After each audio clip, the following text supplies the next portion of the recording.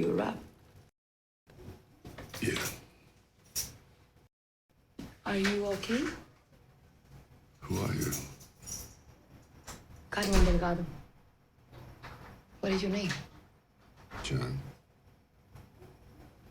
Your truck is in the garage, by the way. How did I get here? I brought you here. You don't even know me. Why do I have to know you? You were in trouble. I don't know, I would do it for anyone. Why were you even there? I'm an independent journalist. I was following Flacco, a pimp who drugs and sells girls. I saw you in the club, watching him. I saw what you did to him. How long have I been here? 4 days. Mm-hmm. You gotta tell me, where are the men that took her? Who did they take? Your daughter? Yeah. Where is she? Who are they? The Martinez brothers. They took my sister. They found her dead from an overdose 2 years ago. Sorry. You just gotta tell me where you think they are. No, it doesn't work this way. There's too many of them. Are you crazy what? I'm not thinking about that. All I could think about is how scared she must be. What she's going through. When your sister went through. Just help me, please. I can't do it without you.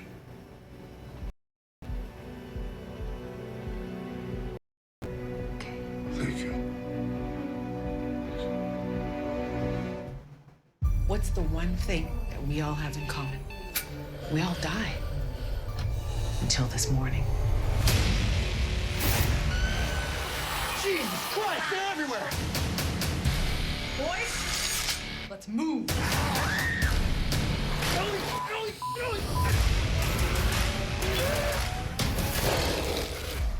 What a day. Watch the latest episodes on Sci-Fi On Demand. Mom, I can't find Mr. Quaggo. Mom's in York mode right now. She's enjoying yummy dark chocolate and refreshing peppermint. Mama's back. For a thin layer of mint covered in dark chocolate, try York Thins. You want fries with that? Introduce these new hot and crispy fries. Prefer the one over McDonald's. Try them today, only at Wendy's. The classic Hollywood story. We meet the hero, the all-new Nissan Frontier. Tension builds, and the hero prevails. In Hollywood, this would be the end. But out here, we're just getting started.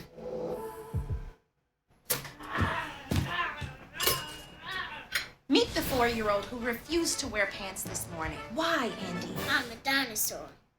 Won't wear pants. We'll eat Eggo waffles. Get your wins where you can when you Lego with Eggo. Who's on it with Jardiance? We're 25 million prescriptions strong. We're managing type 2 diabetes and heart risk. We're working up a sweat before coffee and saying no thanks to a Boston cream. Jardiance is a once-daily pill that can reduce the risk of cardiovascular death for adults who also have known heart disease. So it can help save your life from a heart attack or stroke. And Jardiance lowers A. Jardiance can cause serious side effects, including dehydration, genital yeast or urinary tract infections, and sudden kidney problems. Ketoacidosis is a serious side effect that may be fatal. A rare but life-threatening bacterial infection in the skin of the perineum could occur. Stop taking Jardiance and call your doctor right away if you have symptoms of this bacterial infection, ketoacidosis, or an allergic reaction. And don't take it if you're on dialysis. Taking Jardiance with a sulfonylurea or insulin may cause low blood sugar. Lower A1C and lower risk of a fatal heart attack? We're on it. We're on it with Jardiance. Ask your doctor about Jardiance. From the very first touch, Pampers, the #1 pediatrician-recommended brand, helps keep baby's skin drier and healthier, so every touch will protect like the first. So his favorite shows were Doug from Nickelodeon, WWF, Five South Park. So we're gonna watch some old episodes of that. Okay. And, I got a whole thing, a whole bunch and the pizza plus the pizza. Awesome. Watch the last episode of La Brea. We can do that. Oh, the season finale? Has been saving folks money for And it's coming 85 back in years? the spring. Yep, season. that's It's coming right. back Wait, this so if spring, Guy goes it's gonna have 85, 2 seasons that makes in. you... It's gonna come back. Are you asking if I'm 85 years old? Okay. How was it? How Sea turtle was lived to be the? 150, so... It's all right. I was not. Like, Do I look it's a 85? little What? No! disappointing in that, like they said, it's look young. mind blowing, and like it just You look young for... Of course you can. It's network TV. Geico, You know, saving people money for 85 years. Yeah, The holiday season has arrived, and so has the Get Holiday Ready sales event at your Ford dealer. It's the best time to get a Ford SUV. Get a Ford Explorer with 0% financing for 60 months and 1,000 bonus cash at your Southern California Ford dealers. It's crispy, juicy, I met tender. this broad. As in, we went to go juicy hike and up tender, the and crispy. Those crispy chicken sandwiches. Now buy any and get any No, man, crispy it's chicken cool, man. sandwich for It's, just $1. Second time I met up with her, and some others.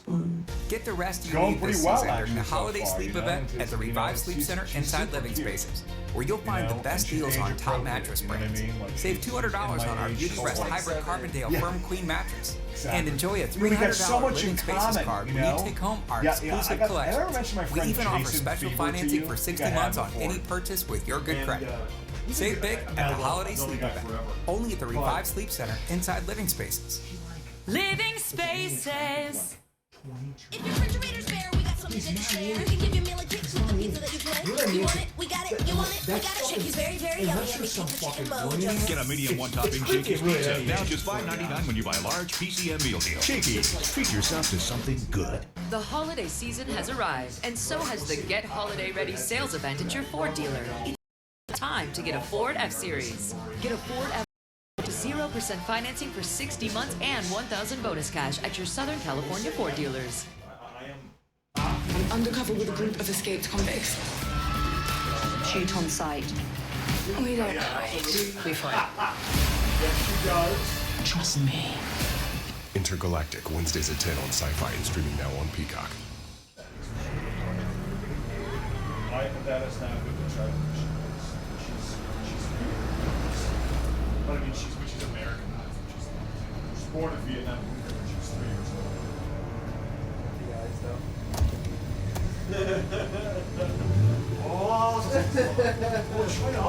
Her name is.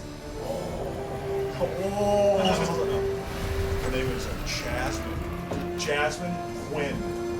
She's a total like Vietnamese last name, man. You know. Jasmine, go for your fucking dogs, man.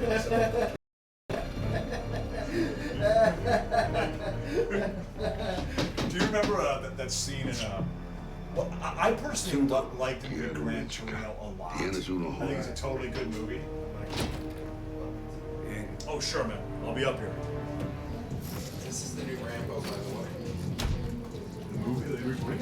No, it came out in 2019. Oh! This is like part 5. What was that? This is It's Rambo? called Last Blood. Saving his daughter from fucking sex slavery. He just starts hammering people? He already got fucking Glasgow smiled by some fucking.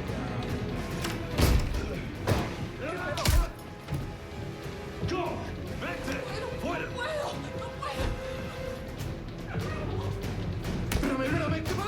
Oh! Ow!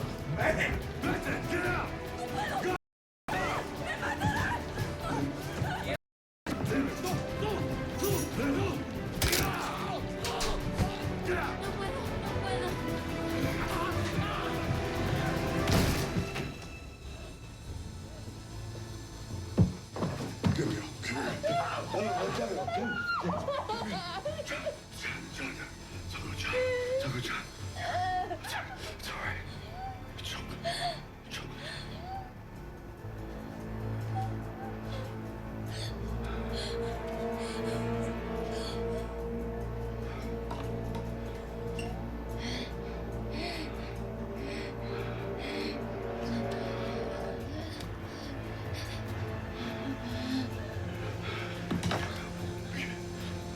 We're going home. We're going home. You're safe now.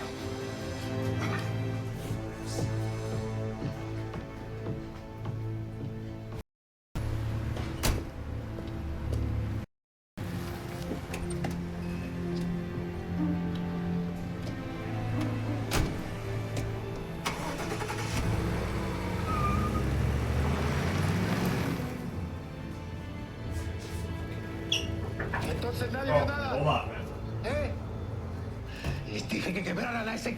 Estuvo, Vito. Fue él. Fue él, solo un viejo vato regresaría por una vieja cortada, cabrón. Lo encontramos y lo quebramos. No. A mí me valen verga ellos, güey. Fue culpa tuya. Es que chingados quieres, cabrón. Que la que sigue, me hagas caso, carnal. Vamos. A jalar. ¡A jalar!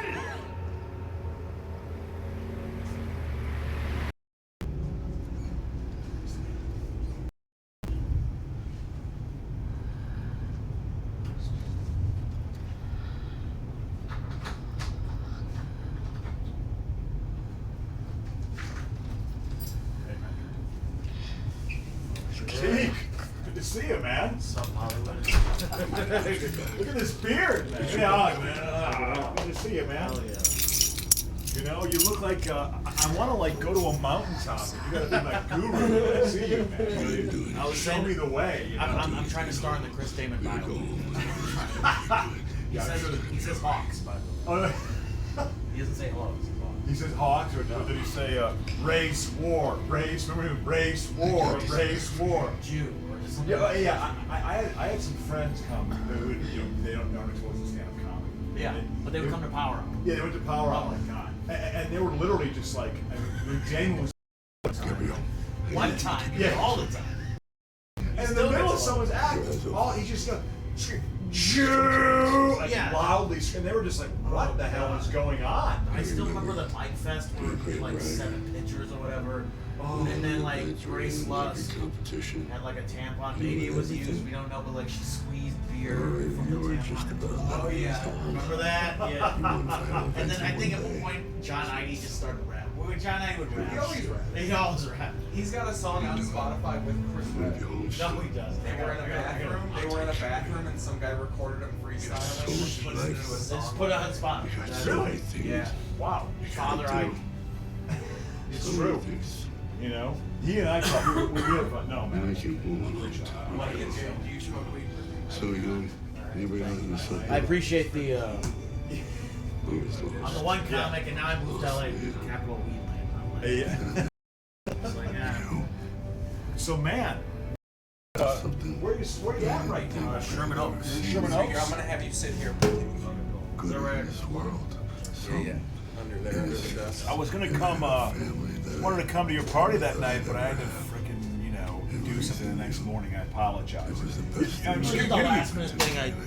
You're getting ready for the LA flake. This is the LA flake. Hey man, yeah, we'll get together, man. I think it's the Crocious flake. No, it's fun out here. Also, like, I just love getting weather updates. I think it was 15 degrees last night in Chicago. Oh, dude, you picked the perfect time to move here. This is the time when you begin to, at least I appreciate it. It's been foggy and chilly out here. In the Which I don't mind. Hey, I love sunset it. Oh, it's at 4:30 great. is perfect. It's necessary. I just dress. Man. I'm used to Chicago layers. I have 17, but it's fine. I can take off. I can hot. I can take something off. Exactly. You know. This a couple times and then we'll go. I already got it recorded. I couldn't be Chicago on steroids. I can't. So I'm gonna. I'm gonna run down what we're gonna do a little bit. Prateek, we're gonna do. I got a preview for the Steve Harvey. He's gonna have a judge show coming out where he's a judge. No. I don't know if he actually got barred for this. Oh my God, he should be barred. We'll get into that. The last episode of Brea, we'll analyze that. I got episode. This is the anniversary of Stone Cold Steve Austin being hung on the cross. Oh shit! Yeah. So we're gonna watch that. I got When episode. was that? What happened? Did he get So it was the corporate ministry. We'll watch it. I kind of want Crunch to go cold on it. Yeah. Do you watch a ton of wrestling? No, I detest wrestling. He's gonna be like, especially like the '90s, like Supernatural. And then right now we're watching Rambo. So you say you got Glasgow sponsored face? Well, he got beat up because his daughter got stolen by sex traffickers, like taken, and he tried to stop him an hour in and beat the shit out of him. He was like 72. Yeah, because he can't do So it. now they're adding the Rocky where he's got to reach down into his gut. Well, this might be close to the gut. Is this the woman he impregnated? Probably. I think I told you there's a comic when out here that at the mic over at Public House that I've gone up at a couple times. Is it still going? I think it still goes on Tuesday nights. I haven't, dude. That's kind of my resolution. Is like I'm gonna start getting back into it. I mean, the fact is, dude, the scene died until June. It was gone. So, but after the first year, it's like I'm gonna make it a promise. Like I got to go out and start doing some stand up. You know, 'cause I've done stand up 3 times in the past 3 months. I mean, and that was the first time since the pandemic. Zoom, did you do anything? I did a few Zoom things, but that's dull. It's dumb. It doesn't work, you know. So I gotta have a real audience. So I just haven't gone up much. It's because I've focused so much on this damn script. I'm writing another one, dude. Oh shit. I'm finally. You need eyes on it. Hey, dude, I appreciate that, man, because whatever. I have this television script that I had a writing partner. We've spent 2 years. Okay. We got a pilot, a 2nd episode, a treatment, an 8-episode outline, character, a bibliography or a character glossary, I should say. And we've gotten it out to people. Got it out to Regina King's production company. Okay. But it didn't go anywhere. I like it because she directed. The 4 Nights in Miami. Yeah. And I know she had a production. That's awesome. She has a production company. Oh yeah. Her and her sister actually have a production company. This woman who's been kind of quasi acting as our agent. Her husband is a CPA in town. I feel like half the reps are like, there's no sign. It's all handshake. Oh deals. yeah. So normal for managers. I mean, it's. Believe me, I'm still trying to figure it out. We're at. I'm just gonna man. Oh, look at that.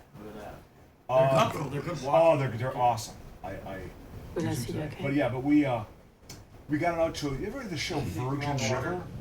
There's a show called. It's on Netflix. Again, the woman who's kind of acting as our agent, husband's a CPA. That's the thing though, when you're like writing, you kind of have to watch what's on right now too. You have to be aware. Yeah, a little bit. Yeah, absolutely. I think it helps a little bit. But we got it to her. It's a show that's been on Netflix for 4 years. Okay. Got it to it. We had a meeting with Dan Loria, who was the father in the Wonder Years. Yeah, we had a meeting with him in early June. So we got it to him. He got it to someone at NCS. I did Mike Wiley's podcast, and the reason I bring it up is there was something about like. Did you saw the clip? Yeah. And I referenced Dan Loria, and they because they were talking about how how stage actors like. Prateek's point was you need to have performed on the stage to be good. Actors and some of the best TV actors are stage actors. And I remember. Mike Wiley was named one. And this dad from the Wonder Years. Yeah, absolutely. Yeah. We because he had a quote where he said that TV pays for my theater habit, and that was Dan Loria. Yeah. He could have been a nicer guy. Yeah. Because Mike Wiley was saying like he can Zoom comedy. They should do Zoom like that. Like a thing. If you're just good at it, why not? Like he wants it to be like a subcategory. Cinnamon Toast Crunch Churros. Perfect for breakfast or anytime. An exciting way to bring churros home today. Cinnamon Toast Crunch Churros. Blasted with Cinetas. Oh yeah. You're not Peter Parker. I am so confused. Yeah, You started getting some visitors. The audience. You need an audience here. Fighting Spider-Man. There has to be another way. There isn't.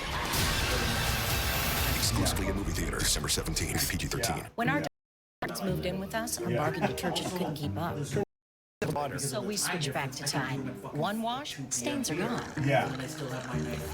Oh yeah. Don't pay for water. That's one thing. Good thing Pay about for clean. watching football. It's gotta be is one thing I Tide. like doing here because you still have a day left when it's over. Was A half a so day. bad. I would be in a lot of pain. I wasn't able to eat. It was But very hard. It's Kimberly so yeah, came to we're Clear working on- Choice with anyway, a bunch of missing teeth, struggling with pain, with dental disease. Clear Choice dental implants solve their dental issues. Banging some I feel so much better. I feel energized to go outside Amore and is play in with the my air. daughter. Let's put it Clear Choice changed my life. No, I don't even know where it is. I'm soon to find out, my friends. Oh boy. Perhaps it's hide your dog. Perhaps it's that, if you know what I mean. No, Anyway, I'm working on a. I'm writing a series of. Dude, I'm finally Gonna do something on that. Is the character in the series going to mention how much he owns? You know, he's going to talk about getting retweeted by Judd Apatow, even though tweeting is not will not be invented for another 10 years. 10 years. You can hear, right, Prateek? Yeah, I can. All right, good.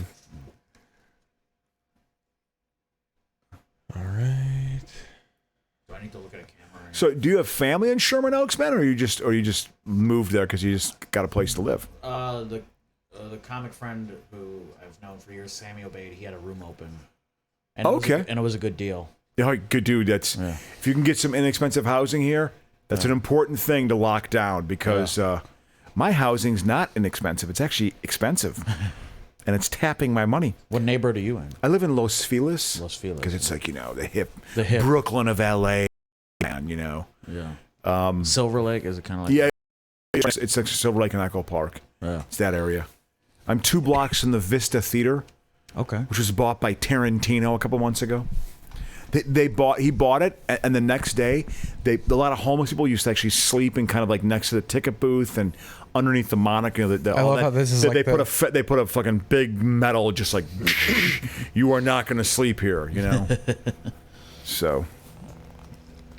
Perhaps you've noticed, Prateek, there's a bit of a homeless issue here. So you came. Were you coming from Sherman Oaks, Prateek?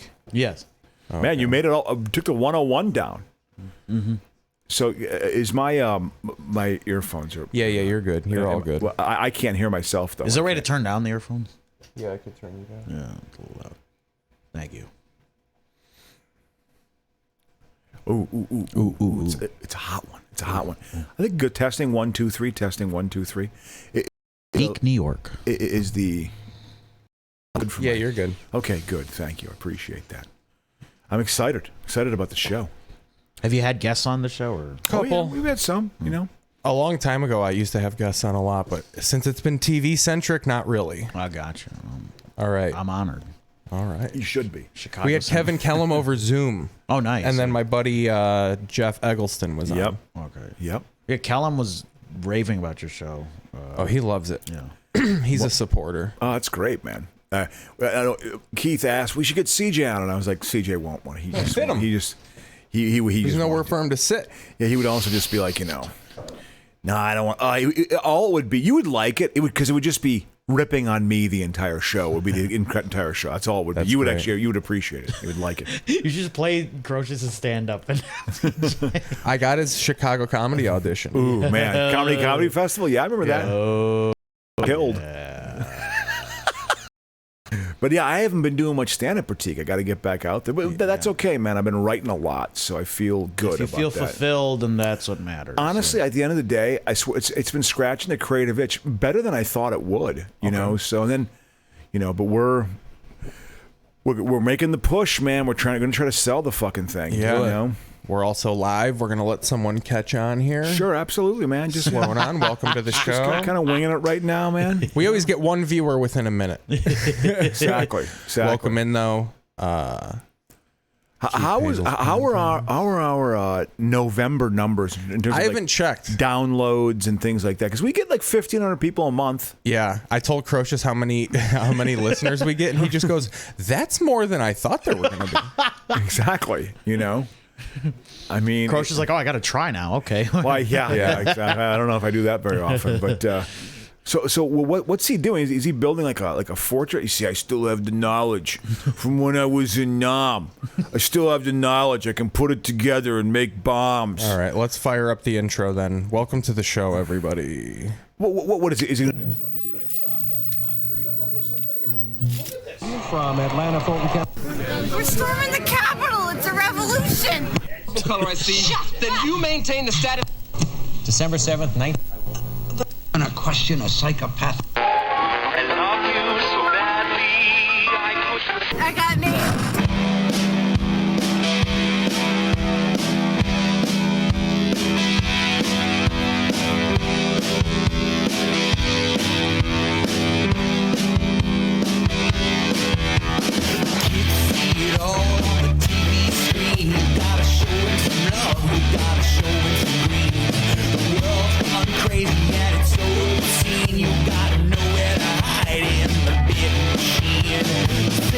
Sounds like TV on the radio, so push that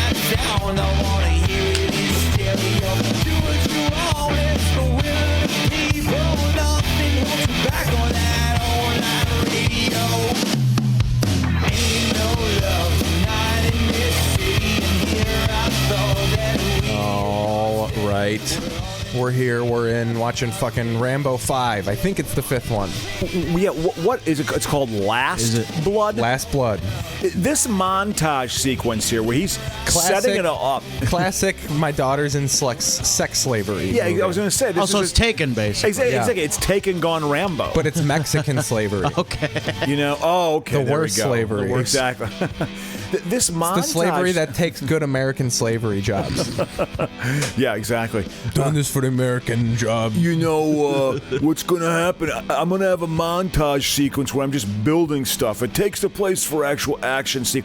He makes it seem like this is taking about 3 hours. What he is doing would literally take a month. Like look at this. Wow. Oh, he's getting it all out. Oh, he's bringing it all back. He's got archery too. Wait. He did that in Rambo 2. He blew up by the way, in the mid '80s, the Vietnam War still cast such a shadow that they had to. We're going to go back and rescue the POWs. Actually, we're going to go back and win the war. That's what we're going to do. They were all playing bingo in fucking VFW halls. Yes. You didn't need rescuing. Yeah, exactly. In Ho Chi Minh City. I've called bingo at VFW. Rescue them from the prizes. It's fun, yeah. It was court ordered, but it's fun. We got a guest, Prateek Srivastava, on the show. Everybody. Hello, everybody. It was Chicago. Court ordered from Chicago, everybody. Yeah. Exactly. You're in town now, Prateek. Hey. Our guest, walk into the stage. I knew these drops would come in handy. Absolutely, Prateek. I can't tell you how happy I am that you've graced us with your presence. I've always been a fan of your comedy. Well, thank you, Ed. And you don't say that a lot, let's be honest. Most comedians I abhor, just to let you know. So, speaking of which, do you know how far I live in Los Feliz? You asked before, I did. Prateek. I know it's your time, but I'm going to talk anyway. I was told that we got hours. We got hours. This is true. I live near several of my writing friends from like previous iterations of doing stand-up. You know, close to a lot of people. It's great. I do live 3 blocks away from none other than Pete Holmes, just to let you know. So I dropping real names here. I have to. I fear bumping into him at Spitz. I fear bumping into him at Best Fish Tacos on Hillhurst. I fear bumping into him at Vaughn's. He probably doesn't go to Vaughn's. It's beneath him. Yeah, he's a Lassen's guy. Oh God! Exactly. That's exactly what he is. That's a good one. What is the Jewel Osco equivalent for LA? Ralph's. That's Vaughn's or Ralph's. Vaughn's or Ralph's. Yeah, that's in the wheelhouse there. I live near a Ralph's and a Walgreens. Ralph's is good. Rep the Walgreens from Chicago. Ralph's and Trader Joe's are the two we frequent most. Oh, nice. A welcome in. James Bailey's on the chat. James Bailey passed his exam, everybody. Well, let's give James Bailey a hand. What exam was that, James man? Bailey. What exam was that? Yeah, what's he STD exam? Like, yeah. He does not have He's negative COVID for or COVID. AIDS. Yeah, there we go. His meeting and event planning and exam. There's probably a COVID exam in there too. If you're doing event planning, you kind of gotta. So congratulations to the best listener. The government ramming it down our throat, telling us to get tests and wear masks, and it's. Yeah, they're just caring about our health. Fuck the government. God, well, of course. Don't tell them. I care about my health, not you, government. I care about it, So it is. And one more thing I want to point out. And he says the unrated version of this movie's better. Yeah, I could believe that. Is that his wife who went into? Who is this? Let's listen. Hey, you know something? They wanted Sigourney Weaver so bad. We have a daughter together. She was a tube baby. Me and Schwarzenegger in the 80s could barely speak the language. I ejaculated into a snake, and then a Vietnamese lady ate that snake. And then it came out. Became impregnated with this kid. That's how it worked in Vietnam. We came back and we were mocked. The first movie is truly great. Look, she's doing some Mexican hocus pocus. Yeah. Mexican hocus That's Mexican pocus. Bette Midler skull. Now it's the movie. Now it's the movie Coco. Look at this. Oh my God. Repeated. Oh my Lord. Well, he got worked over at the beginning of the movie. Okay. Yeah. So he's got some hated. Is that what he said? What did he say? It was just a joke where it was similar to Tracy Morgan. Tracy Morgan, not Patrice. No. Although he probably had similar. Yeah. Of I'd give my kid a noogie if he was gay, but in a much harder hardcore fashion. In a much more violent I'd cut off his penis. We were gay. Come on, just joking, people. Hey, why are you canceling me? I don't get it. No. Come see Think Like a Man in 3D. Come on. Good one. Prateek is something. Your act is sharp, coming man. and swinging. Absolutely. I haven't seen him with the beard yet. How long did it take you to grow that beard? Like 3 months. 3 months? Like in May of 2020, it was like down to here, and then the rest is just icing on the beard cake. When was the last time you shaved? I mean, I'll shave a little bit here and there. I gotta keep the mouth clean, Yeah, otherwise the hair is exactly. constantly getting in there. Yeah. But if I do find a hair in my food, and it's been a couple times I've found hair in my food, I'm like, it's mine. Like I can't claim. You can't complain when you look like. It wasn't blonde. It wasn't blonde. Yeah, I know what a blonde hair is. Yeah, exactly. But you're in town, I've moved here. Yeah, we can. He's we can moved say. here. I didn't even I didn't really make a big announcement in Chicago. I just kind of hell yeah. I'm going back for the holidays, so I'll probably. I mean, people are kind of figuring it out anyways because I turned 35 on Thursday. Okay, happy birthday! And I made a big thing like I turned 35 and jumped in a pool in L.A. because my complex has a pool and it was kind of fun. You were born in 86? 86. Wow, man. Yeah. Nice. I remember this time. December 2nd, 1986. I share a birthday. Oh, you're with, only a few months older than me. Oh, look at that. Yeah, exactly. But I always got jealous of the late 86s because they turned 13 before me, and that was a big crucial age. Like in 99? So in 99, 2000? Yeah, they all got to I turned 13 right before the millennium. It was fun. They all got IDs. My birthday was spent stockpiling cans of Hormel chili. It was a weird time. Because of Y2K? Because of Y2 fucking K. God. That's amazing. What an absolute scam that was. Got a lot of stuff on the docket here, though. Exactly. Yeah, what's on the bill, Keith? Well, we got the last episode of La Brea.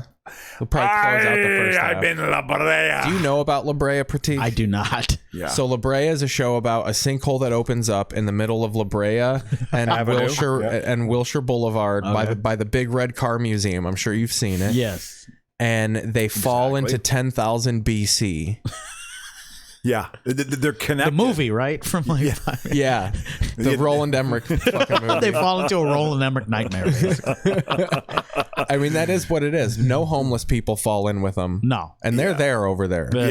Yeah, they're there everywhere. But yeah, exactly. And they fall in, and there is a portal that connects kind of. Yeah, actual LA in a time continuum. We call it the sky pussy because it looks like a giant vagina. It really does. It's a giant green vagina, hulked out vagina. Yeah, absolutely. And it connects these two worlds. No, it's got depends on if it's cloudy. You know, exactly. Yeah, exactly. So I like a little bush. We're gonna watch that. 10 episodes in. It's coming back in the spring, so it's gonna have new life. We'll teach Prateek doesn't know about the TV league. Oh, I've taken primetime television and made it into soccer divisions, and we've applied a point system: 3 wins for an above average rating, no wins for a below. If it draws, it gets 1 point. Very rarely do you get a point in the world of TV. It's way more exciting than soccer. Yeah, it's very binary. It's either or. So yeah, exactly. And again, sometimes there are equal, like the same people do watch the week to week, but we had movement. A lot of losses this week. We're still have holiday layovers. Ooh, okay. Interesting. I'll be curious to see. Because we have our own kind of ranking system. As to what sure, yeah. We rank TV based on if more people watch it from a week to week basis. We reward more viewers from week to week, which is an interesting concept if you think about it. Because I think of most television shows. I just think that shows you're more exciting. Exactly, and it shows word of mouth too. You know, people talking to friends. And you're getting a following. So it's called a Super League point. Okay. And I even included the streaming ratings. So streaming goes by hundreds of millions of minutes watched. So I do 2 Super League points for every 100 million minutes watched. So some shows get 1 billion watch minutes. That's 20 Super League points. So let like a Grey's Anatomy or something like that. Or Squid Game fucking had 3 billion. Right. I heard kids were dressing up as Squid Game for Halloween. Oh, yeah. Kids. Because their parents are our age, my age. Yeah, it's true. God, I forgot. They're being dressed by their millennial. I got news parents. for you. Certain fundamentals of life passed me by. I don't know if you're aware of this, but I am the after picture. Just for you two guys, you still have some chances. I'm the after. I'm not the. I'm not the before. I'll be interested to see how Prateek sees our ratings if he's heard of the shows. That's how to show if our ratings ring true. if someone can I'm a cross section of America. If someone could look at I'm bovine America demographics. Oh, and you're a brown person. And they want you. Yes. I'm ethnic. Yeah. Absolutely. I'm ethnic. I love that. They want you to buy their beard and hair care products immediately. Exactly. So okay, cool. And then what else we got on tap? And then so Judge Steve Harvey. I guess we can watch this now. Steve Harvey's getting a judge show. Judge Steve Harvey. Court TV. That is bizarre to me. That is. Is it like getting ordained as a minister where you could just become a TV judge? Yeah, I guess. Yeah, was Wapner a fraud? Yeah, I thought Wapner just went to law school. I believe he went to law school. Yeah, and as the Doug Benson Judge didn't Judy, go to law school. I know that. Yeah, Doug Benson had a court show too. Yeah, he did. High court. Oh, because he was all stoned, man. Yeah. High verdicts, bro. Fuck yeah, man. What's going on? So that's the impression of a stoner of someone who's only seen Pauly Shore movies. You always got to end a trafficking movie in a literal tunnel. Yeah, of course. I got my shotgun. When I heard child trafficking, I exclusively thought it happened in tunnels. It only happened there. Only happened in tunnels. Yeah, exactly. Yeah. It couldn't be out in broad daylight, Yeah, exactly. It's actually more disturbing in broad daylight if you think about it. It is more disturbing. Yeah, it's look how nice their guns are. They got like fucking Guadalupe fucking medallions on them. Hey, Holmes, essay. He ungrayed his hair. He had long gray hair. He just fermented his hair at some point in the montage.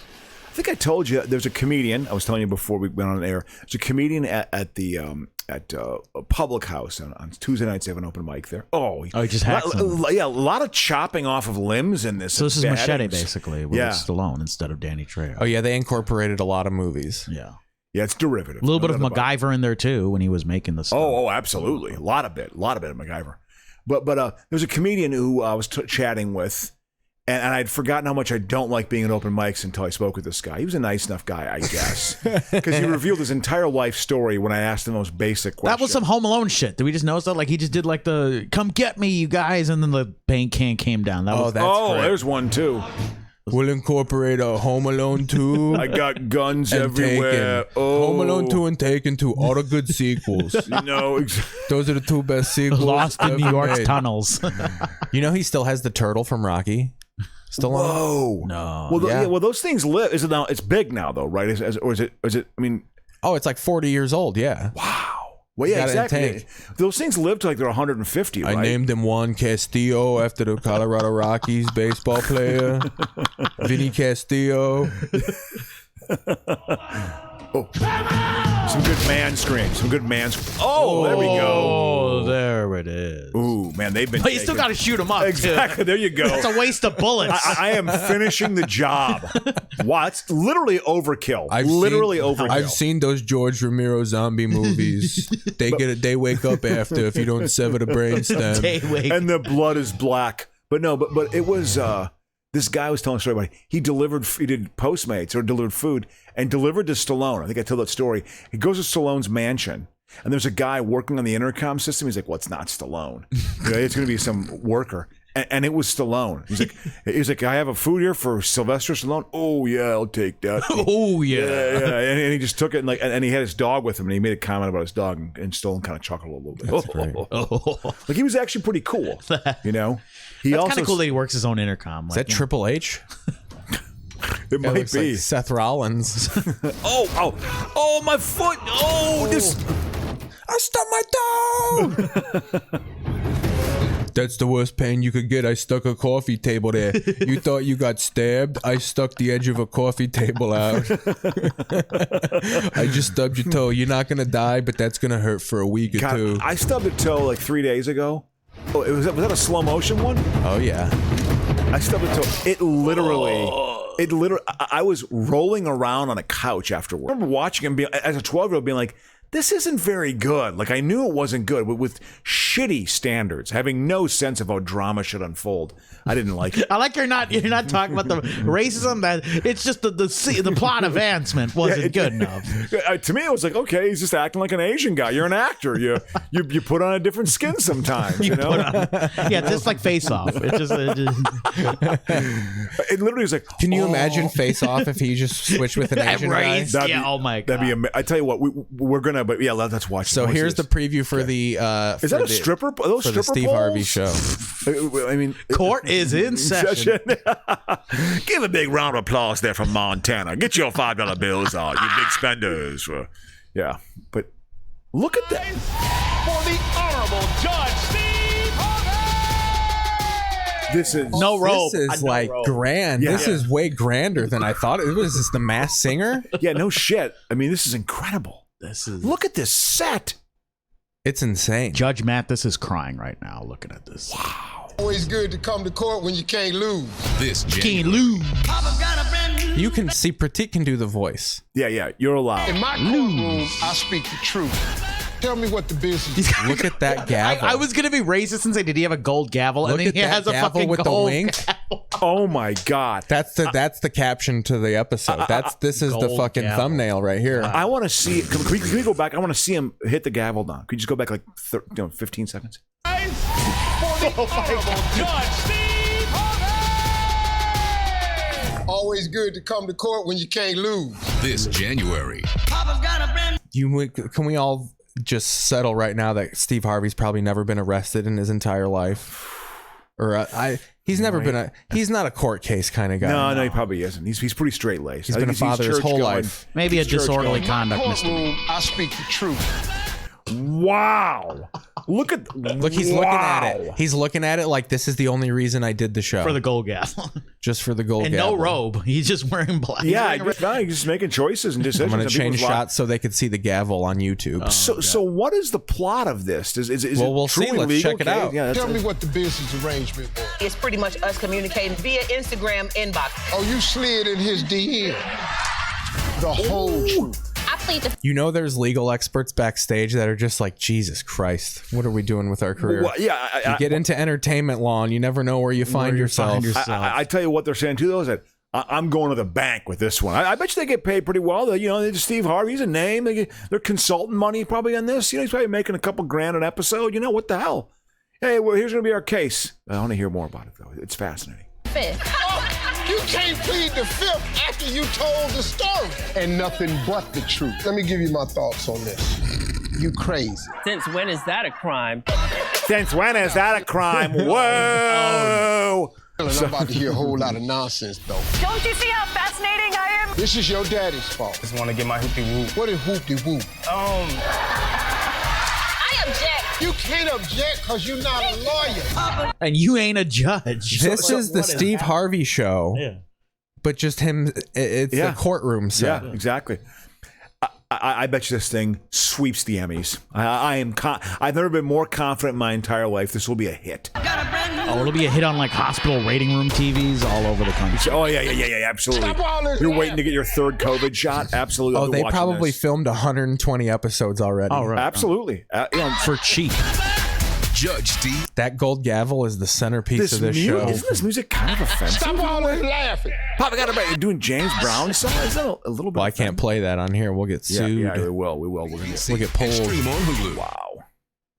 I like how he's saying, stop all this laughing. Like, hey, guys, I know this is a comedy courtroom, but don't laugh. This is serious. Seriously, guys, we got to... So when is this premiering? He starts... We got to cite some precedents right here. Right? Initially, I was like, this is absurd. January 4th, this comes out. It'll be in the TV ratings. It might be in the... this will be in the TV league for sure. Yeah. This will be in there. What are they going to dovetail it with? Like Family Feud? Like, how are they going to... let's see, 8 o'clock. So it'll be on Tuesday. It'll be up there with Brea. Ooh, it's a prime after time Brea. show. Brea this is isn't a an 7 afternoon. Show. Like no, this is prime time, Daddy. Wow, they don't bring out that kind of camera work. Did you see that crane shot at the beginning? I will say, you're right. Yeah, that was high end. You're right. That's fucking high end bullshit right there. God, what a life. That's for later. Living out here. We're gonna watch the Alec Baldwin fucking interview. Ooh, that's good. Living out here and having more exposure to entertainment, the mystery of it all is the mysticism is just it's sort of it's all camera work. It's all crap. The fact we can all agree on that. The vast majority is crap. Ooh, I got my headband on. Oh, this is the beginning again? What's happening? No, this is the end. This is the last 2 minutes. He's riding with his daughter. I've got this is like a handful. montage. Oh, this is the credits. I want to look like John Wayne at the end, but the non-racist John Wayne. Look at, see, that's where he has his gray hair. That's where she was first taken into sex slavery. Is she dead? Oh, there's a dead wife. Probably the wife. Yeah. Oh. He's There's always Seth Rollins. Kobe Lopez, professional wrestler. He's in a rocking chair? Oh, I got stabbed in the appendix. I thought it was taken out when I was 6 years old. RP. So I have a vision. Have you ever seen a Norman Rockwell painting? I want that, but with violence a lot of in blood. A lot of blood of me rocking back and forth at my house out in the middle of actually the valley, but we're gonna make it look like Mexico. Well, it's not the valley. It's kind of you know, the that kid where that Gabriel kid was beating. It's up there. That was good.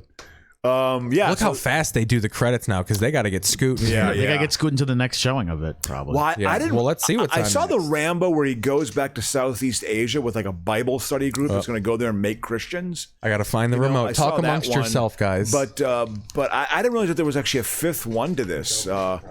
Hey, man, Stallone's still trying to maintain relevance. I mean, it's important. It's important that Stallone maintains relevance. Well, when you think there of was Stallone, some like when the third Expendables came out, there was like a Vanity Fair shoot where it was everybody in the and Stallone was wearing a purple coat against the column, and they were just like, "Why are you wearing purple?" And he's like, "I wear purple now." So he does. Yeah, it's the color of royalty. The color of royalty. That's what it is. I do. What is Prateek? When you think of Stallone, what is the first movie you remember actually seeing Sylvester Stallone? My father has the Rocky IV soundtrack on vinyl, so that was the first movie I think of is Rocky IV with him like Apollo Creed. Spoiler alert: he dies in the first 15 minutes of the movie. Yeah, absolutely. And then Rambo going, or Rocky going to fucking Russia, and then getting a tan after going to Russia. How did that make sense? That's what I think. You're totally right. Yeah, I think was working out in the, you get the reflection off the snow. They paid me. There's only one area of sun in Russia, and I paid for it. It was like that is such a Cold War movie. Oh, here we go, Crow. Hey, I think our countries could get along. The speech at the end. Oh, you want to watch his emotions change? Yeah. Read the cast of this. Please, I actually can't see it because of the glare of the light. Okay. Please read it though. Please read it. I want to. So this is a movie called Stuber, but don't reveal who the and starring Dave Bautista, who I like, Mira Sorvino. Oh, she's in it. Natalie Morales. Yeah, and Iko Uwais, Jimmy Tatro, Steve Howie, Kumail Nanjiani. Yeah, that's exactly. Former open mic comedian at the Red Lion in the year 2000. Shout out to the Red Lion. Kumail Nanjiani. They've been showing a mixture of Fred Claus, Four Christmases, and National Lampoon's Christmas Vacation on rotation. Like I guarantee you, 4 Christmases is after this. Wow. And then, they're throwing Pearl Harbor. What a Christmas movie! I know that's her. That's a good white card. Random wild card movie to show. That's Claudia. I know her. That African American woman. You know her personally? Yeah, absolutely. She read my script. She was a Second City actor, and she used to do a 2-woman show with Deb Downing, who's married to Pete Gross from the Colbert Report. Yeah, exactly. That is the connection. I like her. Claudia Wallace is her name. I like her. She's this must be like a Chicago like a I think Fred Claus was filmed in. There were some scenes. Yeah, in there's a scene in this where he's at a group where it's all the younger brothers. Fucking Frank Stallone is in there. One of the Baldwins. It's all like has been younger brothers, and he tries. Is it Steven or William? It's fucking the one from Biodome. Which one is Steven? that? Yeah, Steven. Yeah. The psycho Christian. Yeah, he's gonna become born again. Yeah. Wow. Yeah, so this is like Fred. neoconservative Christian. That's kind of remember them. Remember Bill Crystal? Oh, absolutely, man. Yeah. There's like an economic component to what they are. They tied into their Christianity. Right. I think because they're religion fucking crazy. Because religion and economics should go hand in hand. It's the biggest con of all. So yeah, it kind of does. But Fred Claus, I actually. So yours is Rocky IV is your still. I saw Rocky in the theater. The first one. I fell asleep and woke up during the fight and loved the fight sequence. Loved it. I was 7 years old. Loved the fight sequence. Loved it. Oh, because it's that kind of like punching. Well, you watch it now. It's like watching the Dean Martin roast. I discovered those last week on my Roku channel. We got Rob Aponte in the chat now, and James Hey, Bailey. Rob Aponte. He says, right, Prateek, man. he says, Carl Weathers had the worst luck in white guy hero movies. Yeah, in Predator knows. too. In Predator also. Yeah. He gets his hand shot off. Oh, Dylan. Oh, Dutch. He said, this is the Where Are They Now of Chicago Comedy Aughts edition. Oh, wow. I would be the aughts. You guys didn't. You guys were in the teens. You guys were in the 2010s. Yeah, I started in 10. 10, I, me on the other too, hand, was 2010. in year 16 at that point. Hey, it's gone well, the career. But no. It's nice to be around comics who remember the Lakeshore Theater, because in Chicago, everybody seems to have forgotten. That closed the week I started. Yeah. Yep. I was supposed to go up there at Pat Bryce's 30th birthday show, but they didn't put me up there. And instead, TJ Miller blew smoke in my face during the intermission, and I resented him for 6 years afterwards, until he was filming Transformers 4 in Chicago, and he was unhappy, and I felt compassion for him. So his unhappiness brought you strength. Well, no, what happened was his unhappiness. I normally I would have been like, "Hey, how's the dream going, buddy? How's it going?" I remember you bringing up the dream. Yeah, my dream. But I was like, no, I actually had compassion for him. But anyway, I go. So off. we're resetting. What we're gonna do here is we're gonna watch this Alec Baldwin interview. I watched it. Has he earlier been in the today. news lately? What's he been? What's that young buck Alec Baldwin? What's I don't know. Are they doing a not I say red, What I like red off the Dawn bat too, here that's is wrong. look at George Stephanopoulos' face. Like, look at he's just preparing the Red October with these questions. On for the Red October part two. I'm gonna get to something right here. Yeah. George Stephanopoulos is like, please don't make me the next Chris Cuomo. Oh my!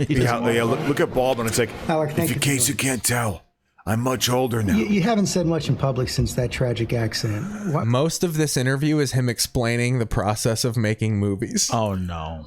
You have to. Speak out now. Well, I think that there's a criminal investigation. That could be a lot of litigation. You know? And I've done a lot of legal movies. I know. Yeah. I know what's going on. I bet you his handlers have been like, okay, you're going to do this interview. Misconceptions.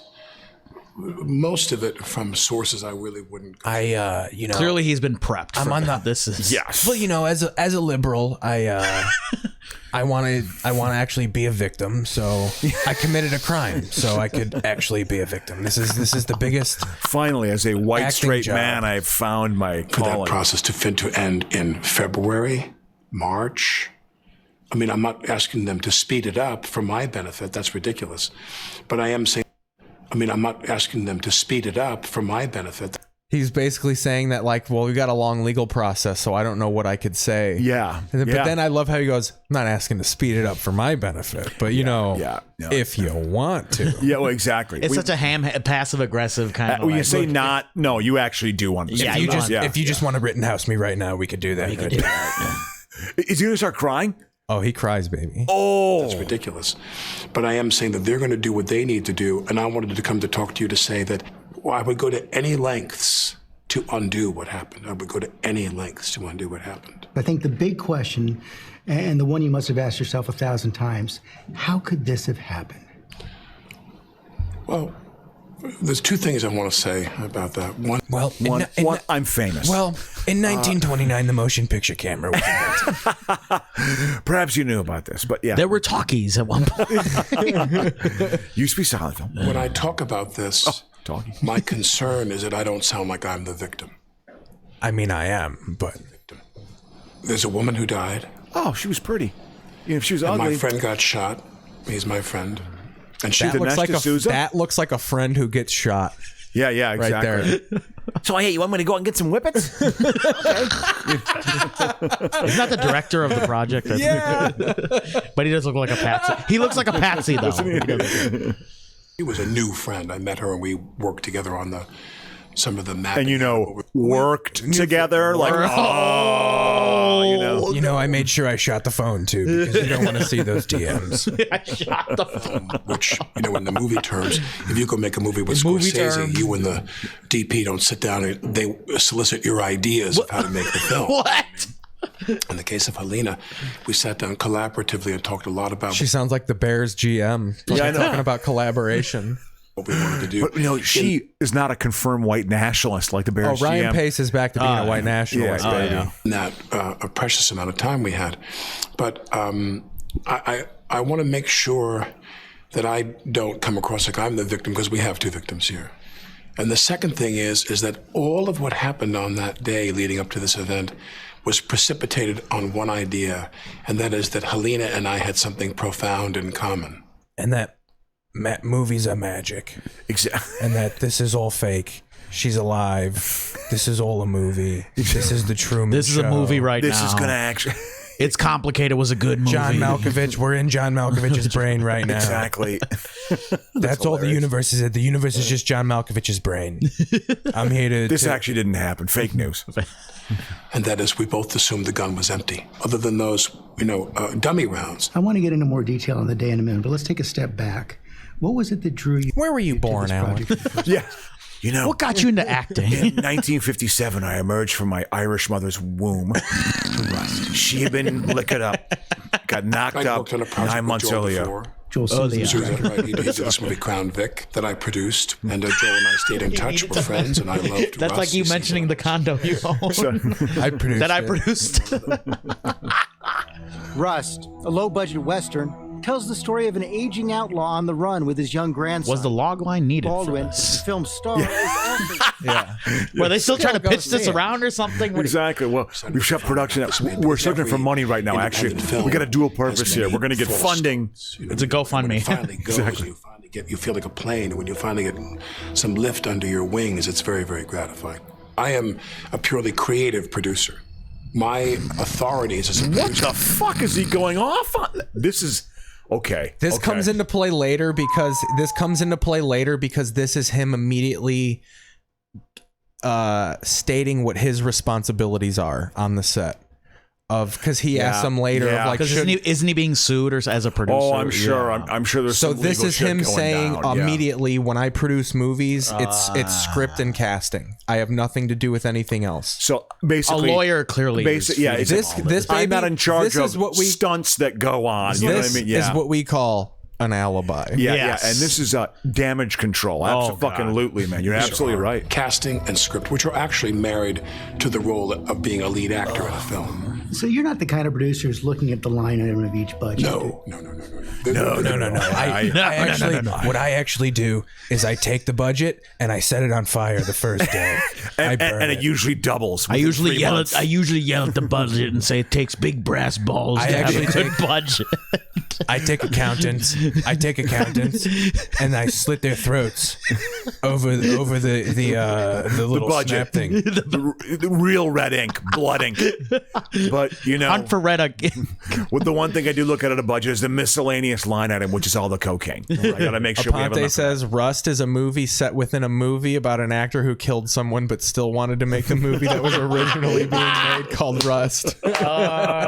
Full circle. Good job. There are basically two types of producers who are really in charge of production: people that raise the money, and the people who spend the money. My consultations are... I love spending the money. Yeah, I don't want to raise it. You know who spends money too? My pig fucking daughter. And my ex-wife, Kim Basinger, who was good and bad. Completely about casting and about the script. I don't hire anybody in the crew. Not even the cinematographer, no one? No, but he will apprise me of what he's doing. And he'll say to me, I got Helena Hutchins to be... He watched A Few Good Men 2 or 3 times before he fucking did this interview. You can't handle the truth, Stephanopoulos. You know? The DP, I said, how do you feel about that? Are you excited? I'm very excited. She's wonderful. What did you know about Helena Hutchins before she started working on this? I knew nothing about her. Knew she had a good shape about her. Until Joel said to me, I got her. She was fantastic. She shaved her bush. Helena Hutchins, the talented cinematographer praised by many in the industry. She's a beautiful woman. Holy shit. Was loved by everyone who worked with and liked by everyone who worked with and admired. Here we go.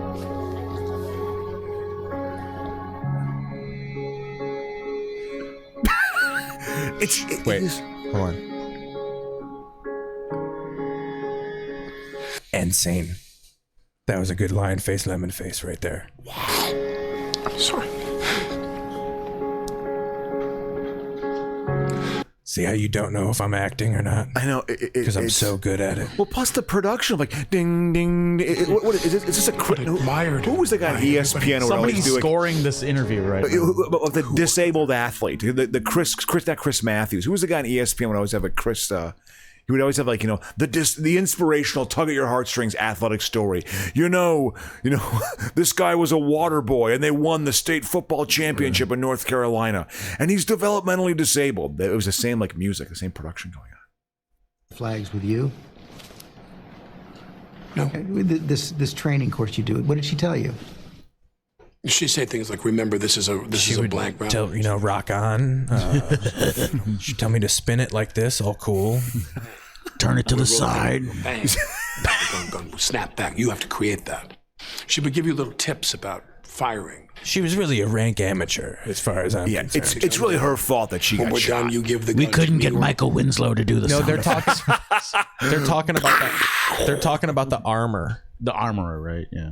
And she looks like a metal singer.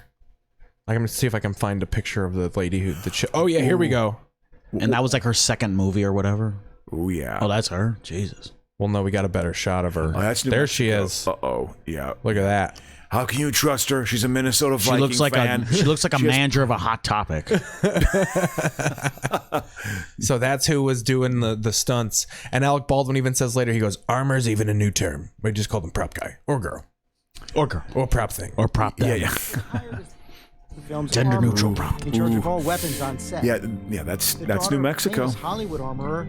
Russ was only her second film in this role. Oh, second film. Excuse me. She spoke to the Voices of the West podcast about working as lead. Look at that podcast getting credited. What I heard about this is like off. This probably happens a lot when there's guns off. Like when they weren't shooting, people would have live ammo and just go shoot in the desert for fun. Yeah, yeah, just like fuck around. Which I don't know why. And my understanding is only westerns still use live. No other Hollywood production still uses live ammo. Just westerns, like action movies and stuff. Yeah. Any of those concerns with you? No, I assume that everyone. She raised positions and prop master for the film. One of the things her attorney has said is that she was hired for 2 positions on the film and therefore was stretched in an inappropriate way. Did she raise any of those concerns? Look at this. Look at this legal defense he's building. Wow. Stretched in an inappropriate way, though. Lower budget film is stretched, myself included. Look, this is indie film. I've been stretched as the game. You've been stretched. We've all been stretched. Lemon, you've been stretched. Do you think Hollywood Boulevard was always that long? No, they stretched it. Exactly. It's all been stretched. You got to stretch everything to make magic. I stretch out as an actor every time I sink my teeth into a roll. When you break eggs to make an omelet, you're technically stretching it. The eggs. Yes, we were stretched. What's your point? And I got no complaints from her. I'm gonna change my battery here. Going to Crow Camera. Going to Crow Cam. Go to a scene saying, "Oh my God, the prop woman seemed very harried today." Harried. I didn't get a sense. Harried. Oh, Harry. Harry and the first. Do you know? I auditioned for Harry and the Hendersons. Let me talk about my career. John Lithgow. John Lithgow. God bless his soul. But we have some issues here. I've met Lane Lithgow. Looper, the first camera assistant, would email production managers a resignation letter later that night, citing safety concerns. Was he dressed like World According to Garp? Film? Look at these complaints, by the way. Yeah, these are a lot. Look at that guy. That's a guy who complains. Yeah. This is the guy who doesn't like getting stretched. It says he had the most lax COVID protocols. We got a picture of you without your mask. You fucking. He's drinking a cup of coffee, a cup of Joe, man. It's early in the morning in Albuquerque. It's 7:11 in the morning. Stretched. I can't be wearing masks when I'm getting stretched. So they skip over a lot of it. Let's go. Let's see these complaints here. Yeah, let's hear it. This movie has the most lax COVID policies I've personally ever seen in any business. Wow. The second issue I like to bring up. Oh yeah, safety concerns. Quote: during the filming of gunfights on this job, Alec gives me wedgies every day.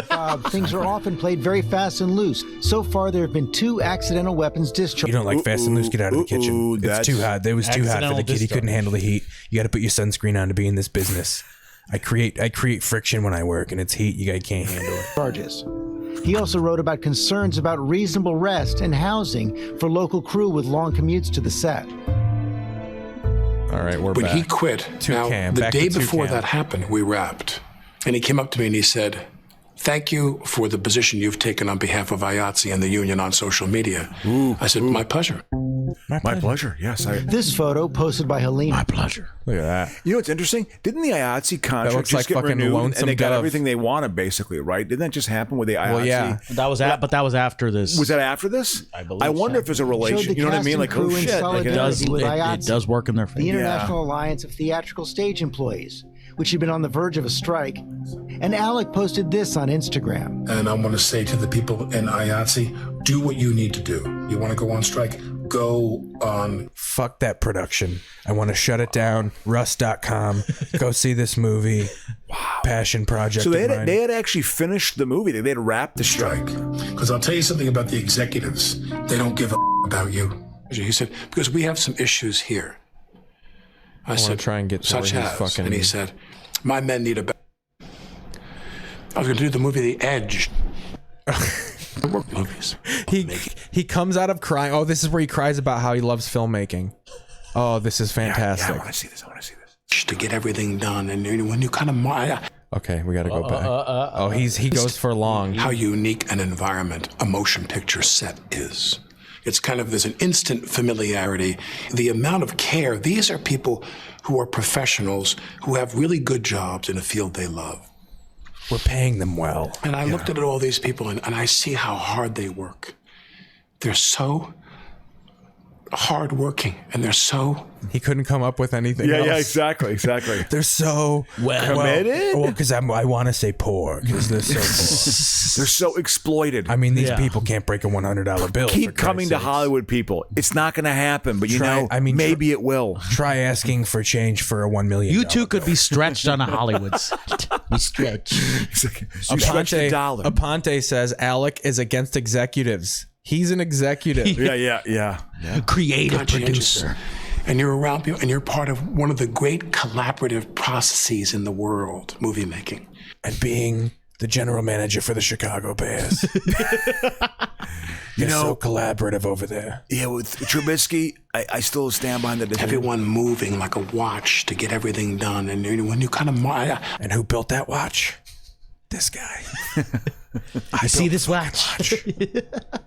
I don't make that many movies anymore because movie making demanded that I travel, and I didn't want to leave my family. Oh, there you go. Big fucking family. Yep. Here he goes. He's pulling on movies I made. He's pulling all the strings. He's pulling all the stops. I stayed home. I didn't want to go. If I went away for a week. To leave my family for 4 weeks and go shoot this movie. That was a big deal. And I'm sitting on this pew. Look, I know she died, but I was involved. So it was the most spectacular thing. Look, you think George Stephanopoulos is going to interview just some schmuck? You think if Joel shot this bitch? Yeah. You'd care? And so help me God. I sat on that pew right before they called lunch, and I said, this movie has made me love making movies again. Wow, well, that's a man who wants to work again. Yeah. He's pulling it all out. Please cast me in something else. I'll do Critters 5, whatever's 6, whatever's coming out next. Tremors 8. I want Michael Gross. He's out. I'm wearing the Atlanta Hawks cap. Because I used to love to make movies. I did. I worked with people once. I was going to do the movie The Edge. And they called me and said they got Tony Hopkins to. Tony Hopkins. That's how you make it. Yeah. Okay. I was going to do the movie The Edge. Look what they're wearing, by the way. This movie was terrible. We had this. But I was away from my family for 5 years. We had the wardrobe from Land of the Lost. Where's Chaka? Look at that, how young he is. Yeah, this is like probably... I just started sobbing because I thought, oh, God, I'm going to have a chance to work with this guy. Tony. You can go easy on It's complicated. They do It's complicated with Meryl. I thought, I'm going to get to go make a movie with her. With her? I'm from Hell's Kitchen. We used to beat up blacks when they came into a neighborhood, and now I'm working with famous people. They have their dreams. No matter how old dreams, you are, you have your dreams. dreams. Is it your dream? Is it your dream to be a household name? You know what my dream is? People getting along. That's actually my dream. People stop murdering each other. That's actually my dream. Aponte says he'll do Snakes on a Submarine. That's awesome. That'd be a good follow-up. Actually, yeah. So here we go. It's them. And I would draw the gun, cross-draw out of my holster, pull the gun up like that, and start to cock the pistol, cut. I'm handed a gun and someone declares, they said, this is a cold gun. Dave Halls. The first. That'd be a great name for an album. The guy who quit. The guy who quit. That guy. Yeah, him. There's the bus. Throw him under. Cold gun. Cold gun. That'd be a great name for an REM album, right? Fall in between Murmur and Reckoning. I'm gonna call Mikey Stipe right now. I call him Mike. Stand in the place, shoot in the place that you shoot. Now. Think about direction. Film Hot Gun meant that there was a charge in there, and Cold Gun meant there was nothing in there. When he's saying this is a cold gun, what he's saying to everybody on the set is you can relax. What he's saying is you can just flail it. Swing it around. When someone says, usually when someone says cold gun, I tie it to a rope and I swing it around. That's because hey, it's a cold gun, people. Yeah. By the way, this is so legal. Like he has been coached in this. They're going to show this in the court case. Yeah, I mean, absolutely. I mean, they're going to put a TV on the stand, and you know who's going to be the judge is Steve Harvey. He's going to be. Yeah. There you go. Actually, there you go. Guillotine. Yeah, there you go. There we go. Empty. That's what cold gun means. Well, cold gun means there's no charge in there. There could be dummy rounds. A dummy round looks like a real bullet, but is completely inert. It contains no explosive charge. And I'm going to be involved in a court case. Stephanopoulos is excited. Basically, rehearsing that scene. Was it an actual rehearsal? There's some disagreement about that, whether it was a formal rehearsal at that time. This is a marking rehearsal where I'm going to show her. She's standing next to the camera. She's like this. You're me. Let's do this for real, Side George. profile shot. She's got a monitor here. The camera is here filming that way. Ooh, George. She takes a monitor. What's your cologne, His George? monitor, the operator, and turns it toward her. It was a Western. It's Brokeback Mountain And she says to me, hold the gun lower. Go to your right. Okay, right there. All right, do that. Now show it a little bit lower. And she's getting me to position the gun. This feels like a master class, like those videos. Yeah. With the helmet. You want to murder your cinematographer. Take my master This is how you do it. Me through how she wants me to hold the gun for this angle. And I draw the gun out and I find a mark. I draw the gun out, I find a cut. And what's really urgent is the gun wasn't meant to be fired in that angle. So if you're shooting directly into the camera lens, you're not aiming. I'm not shooting into the camera lens. So you didn't hold it to her temple. No. Like this. I've heard you swung her around. Deer hunter. You didn't demand anything. You didn't call her a pig. You didn't do anything. I'm shooting just body off. shamer. Just off. Right, in her direction. I'm holding the gun where she told me to hold it, which ended up being aimed right in below her armpit. It was what They said armpit. was told. I don't know. They said pointed at this. They bitch. said cold armpit. Yeah. This was a completely incidental shot, an angle that may not have ended up in the film at all. It's still on the cutting room floor. We're gonna put it on the HD DVD copy. And we cut her body up and donated her organs to science. But we kept doing this. So then I said to her, now in this scene, I'm going to cock the gun. And I said, do you want to see that? And she said, yes. So I take the gun and I start to cock the gun. I'm not going to pull the trigger. I said, do you see that? She goes, well, just cheat it down and tilt it down a little bit like that. And I cock the gun. I go, can you see that? Can you see that? Can you see that? See it. I could smell it. Jesus Christ, Alec. Bop it. The last thing she said was, get it out of my... Yeah, She says, and I let go of the hammer of the gun and the gun goes off. Look at that I let music go of the sting. hammer of the gun and the gun goes off. At the moment. The decisive That was the moment the gun went off, yeah. That was the moment the gun went off. It wasn't in the script for the trigger to be pulled. So this scene, this blocking scene, that's not in the script. Jeez, what are you doing there, So Alex? you're telling me that behind the scenes stuff isn't written into the script? Well, that's bad for legal purposes. Yeah. Well, the trigger wasn't pulled. I didn't pull the trigger. So you never pulled the trigger? No. I would never point a gun at anyone and pull a trigger at them. Never. That was the training that I had. You don't. The streets of Hell's Kitchen. That's what the lead My old singer, man was a cop. You know, that's what that lead singer of Mudvayne told me, or whoever's doing the armor for the fucking The lead singer of Mudvayne. That's good. That's a good one. Ozzy and Harriet Osborne over here. and pull the trigger. Well, on day one of my instruction in this business, people said to me, never take a gun and go click, click, click, click, click, because even though it's incremental, you damage the firing pin on the gun if you do that. Don't do that. You know, those guns cost $2,000, and again, I'm the producer. We're stretching the budget. But again, I'm here. not the money producer. I don't look at the money. I don't look at the budget. But I do. I did catch a glance of how much that gun costs. And I was just like, holy Christ. my God. Holy I Christ. can't go click, click, click. I get it too much. And Hall's attorney told ABC News that he was watching and agrees that Alec did not pull the trigger and that his finger was outside the trigger guard. Yeah. They show a video of him getting interviewed. Did he pull the trigger? He's got a black eye. I fell down. On day one of my acting This training. Colt 45, you just pulled the hammer as far back as I could without cock. He listened to how many times they repeat this. and you're holding onto the hammer. I'm holding that. I'm just showing. I go, how about that? Does that work? Do you see that? Do you see that? She goes, yeah, that's good. I let go of the hammer. Bang, the gun goes. I mean, I show people my hammer all the time. Wow. Everyone is horrified. They're shocked. It's loud. They don't have their earplugs in. No one was. The gun was supposed to be empty. I was told I was handed an empty gun. If there were cosmetic rounds, nothing but the charge at all, or flash He's round. digging his heels in for the legal defense, man. Absolutely, man. She goes down. Absolutely. I thought to myself, did she faint? What does she want to roll in the movie? I mean, God, women, what a drama queen. Wow. Maybe she's a good actor, though. She's committed. No. The notion that there was a live round in that gun did not dawn on me till probably 45 minutes to. Aponte says, okay, no hard R. Did you pull the trigger? Exactly. Trigger, please. T-I-G-G. Well, she's laying there and I go, did she get it by wadding? Was there a blank? Sometimes those blank rounds have a wadding inside that packs. It's like a cloth that packs. You know, I put my wad on the face the other night. Exactly. So was this leftover wad? I just stretched my wad over her. It's the gunpowder.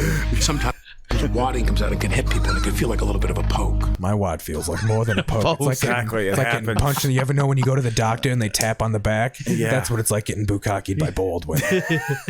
Man, that was good. But no one could understand. Did she have a heart attack? Aponte says I was told. Aponte says I was told this gun shoots bubble gum. Because Bang, all out of butter. Shoots a big flag up. Bullet in Bang. the gun was not even in reality. Did you go up to her or did you back I went away? up to her and then we were immediately told to get I nudged her with my toe. out of the building. We were forced to get out of the building. The medics came in. There you and go. I stood over her for That's 60 another part of the seconds. legal defense. And she just lay there kind of in shock. Was she conscious? Did she? My recollection is yes. Oh, that's my recollection. She may have died And during the emergency technician. And that's what the biopic of this will be called. My recollection. My recollection.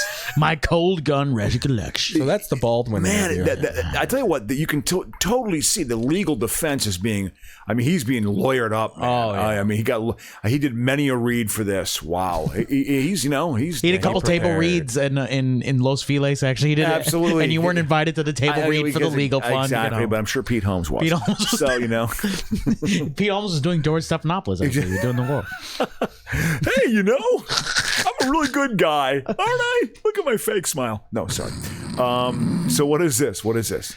Oh, that was the Baldwin interview. We're People. That an was hour good. in. Do you want to take a break? You want to take a break? Yeah. All right. Well, then this is a good thing. We got commercials from 1996 for USA here. Ooh, look at this. Characters welcome. Oh yeah, all day. All right. I got a Here we bunch go. of Good stuff first here. half, Let though, me see fellas. this. Good job. Prateek, you're adding something. It's good. Get in there. Opens with a magic key. Reveal a All right, we'll be back in like what? In like 10, 12, 15 minutes. You know? Yeah. Play it by ear. Hair care item. I set my On Cosmetic Castle, they transform into pretend makeup. And Jewelry Castle reveals a special collection of jewels. Collect and Connect Star Castle Salon Collection from Trendmasters. It's the Cookie Crisp cookie counter, making sure there's lots and lots of little chocolate chip cookie cereal in every box of Cookie Crisp. And that means lots and lots for us. Cookie Crisp. Oh no! Not you two again. Lots and lots and lots. Lots of little chocolate chip cookies. And it's part of a balanced breakfast too. For breakfast. Lots and lots and lots.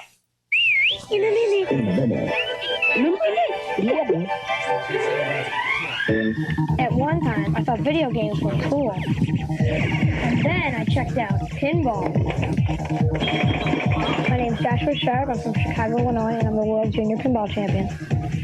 My dad was a pinball designer earlier in his career. We have a collection of so many old and different machines. It's almost like a pinball museum around our house. My dad was going to New York for a tournament, and his friend needed me to help keep score. And so I went there, and I saw all the juniors around, and I wanted to play with them. So I joined, and I just realized that, I was getting real good, and I ended up winning. Until you play pinball, you never really can describe what the feeling is. Pinball versus computer games? No comparison.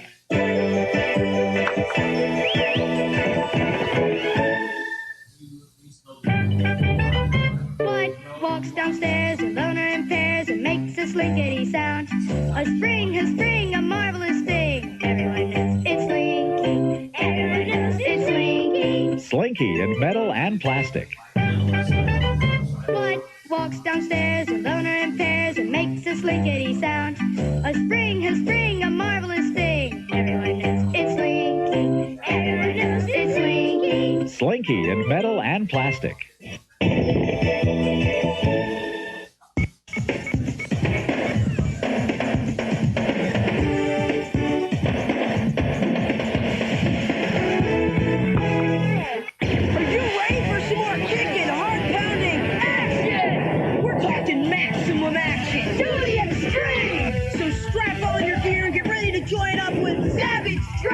What's wrong, Ransom? Dragon got your tongue? He's on a mission for USA Action Extreme Team. Guess what, boys? You're under arrest. You can run, but you can't hide from Savage Dragon on the USA Action Extreme Team. Oh, Barbie, baby sister Kelly needs a bath. Bath time fun, Kelly, in your cute little tub. Squeeze the yellow ducky, bubbly bubblies. Kelly really splashes. Barbie bathes you in the gentlest way. Careful, here's a toy for more bubble play. Bath time fun, Kelly. So cute. Out of the tub, tuck you in your cozy robe. And cuddle up with love. Bath time fun, Kelly doll really splashes in her bubbling tub. Barbie doll not included. Kool-Aid has put a tasty new spin on basketball. It's flavorful and slam this. Now you can get one free by mailing in Kool-Aid points with an offer form available at participating grocery stores. Then you could be one of 1,000 kids who win this short-shot basketball hoop. For rules and no purchase entry, write Basketball Sweepstakes, P.O. Box 7415, Melville, New York, 11775. Open to U.S. residents. Void where prohibited. Flavor balls away! Simba, Aladdin, The Beast, Pocahontas. These are some of Disney's most loved characters your children will grow up with. Now you can order the Disney Movies in Stamps series of beautifully designed postage stamps featuring characters from its greatest animated pictures. There's Beauty and the Beast, The Lion King with Simba, Aladdin and Jasmine, and Pocahontas and John Smith. This Disney stamp offer includes a sheetlet of 9 stamps and a bonus 5-inch souvenir sheet pre-mounted with a color mat ready for framing. You can order each one of these magnificently printed Disney movies and stamps for only $14.95 each, or save $5. Purchase all 4 for only $54.95.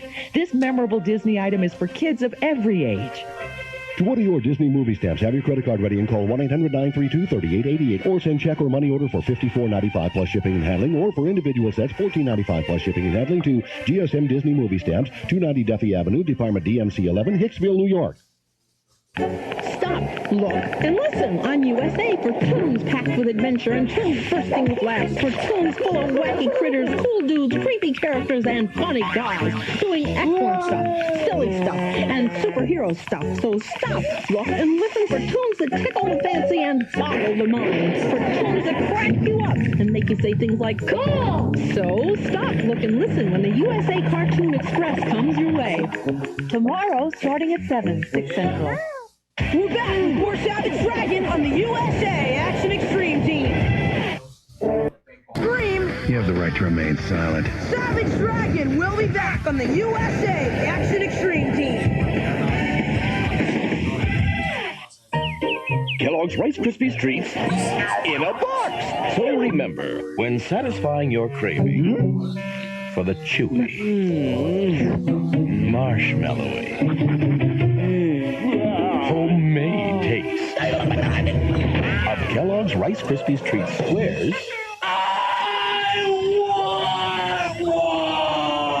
don't forget your friends. Kellogg's Rice Krispies Treats in a box. Got a craving? Who's so tiny that they're sometimes hard to find? Who's getting into mischief all the time? Who's the cutest too? They're gonna love you. Pound puppies, that's who. Give me a ride. Now you can bring new tiny pound puppies, kitties, and their mommies home from the pound. Let's chase the kitties. Whoop! Better run, Pup. Meow. Who's so series pet collections, each sold separately, new from Galoo. My name's Davey, and I want to tell you about my friend, Glitch. He's done some pretty dopey things, like rollerblading down a roller coaster. He even thought he could be a pro wrestler. Then he thought he could fly. And once, some kids tried to get him to do drugs. Beat it! I've done some dopey things, but I'll never do dope. Drug-free's the way to be. George always looks before he eats. Breakfast, lunch, and tasty treats. Before it hits the table, he checks out the label. That food info label. Always look before you eat. Get a diet that's complete. Just check out that food label. That food info label. Read it before you eat it. Mom always said, life's like a laptop computer. You never know what you're gonna create. It's Warped. Weird Science on USA. Tonight at 7, 6 Central. Savage Dragon continues on the USA Action Extreme Team.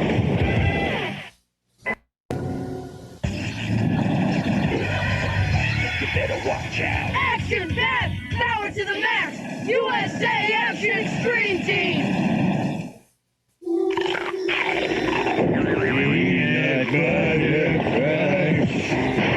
Peanut butter! We're after a peanut butter crunch! Horrifying, isn't it? With all peanut butter flavor, you'll always come back for more. Nothing but peanut butter taste in each bite, and it's part of a balanced breakfast. It's to die for. It's the crunch that screams peanut butter. Wow! I just got this crazy Honeycomb, honeycomb! Me want honeycomb! honeycomb. You too? The baby just got me. Sweet and crunchy, sweet and crunchy. Honeycomb's so sweet and crunchy like Toasted honey. toasted honey. Yeah. Yeah. I mean, let's get some. Honeycomb! Honeycomb cereal is an irresistible part of this complete breakfast. Honeycomb! It's the USA Kids Club, and we say... Is it right to fight? Expressing your feelings with your fist doesn't help anything. Some people don't have the presence of mind to think when they get angry in a split second. Erase the hate. If you have like violent emotions like bubbled up inside, you shouldn't just try to take it out on someone. If two people are in a fight, maybe they should try staying away from each other. Erase the hate. You should try to like calm down, count to 10, take deep breaths. Just be polite to them, and they might learn from you. If that person was beating me up, I just walk away. I would just tell someone to get it off my chest, and then maybe we could talk to each other and settle things out. USA Kids Club says, erase the hate!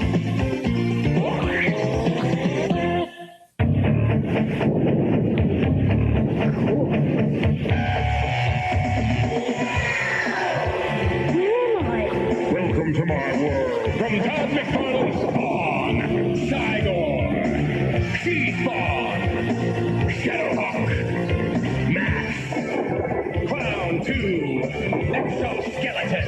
All new, all action, all yours from the world of Spawn. Each sold separately. Welcome to my world. Sonic speed, Sonic sensitivity, Sonic smart. Sonic the Hedgehog on USA. Weekday mornings at 7:30.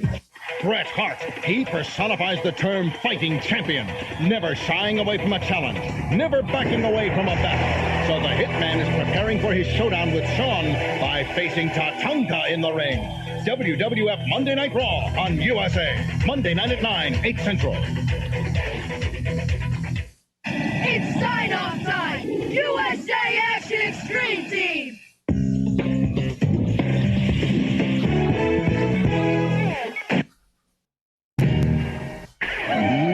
It's hip, it's hot, okay, it's weird. Sex? No, Weird Science, tonight at 9. Saturday night is something else on USA. Of all the things around you that can hurt your eyes, there's one you probably don't think too much about. But working at a... When is a minivan not a minivan? When you turn old thinking upside down and make it longer and wider for a smoother, secure ride. Next is Stacy with the...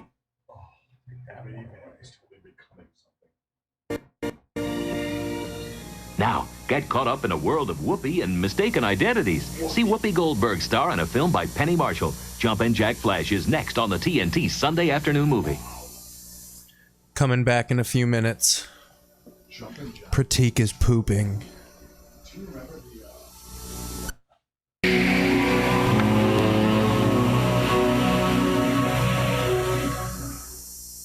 There are questions that are better left unanswered. There are memories that are best forgotten. And there are secrets that should never be told. What happened to Meadows? Christopher Plummer, Jennifer Jason Leigh, and Kathy Bates slip into the dark world of Dolores Claiborne. See it for the first time on network television tonight at 8. The new classics are on TNT.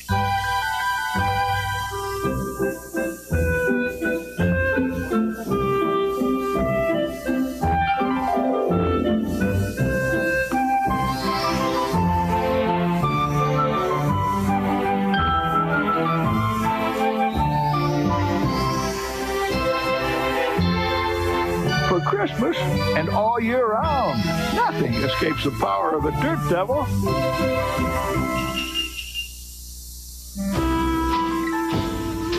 It's a delightful surprise. A comfortable tradition. A special moment. It's an original, the Whitman Sampler, with 42 delicious reasons to share, each piece with its own little secret.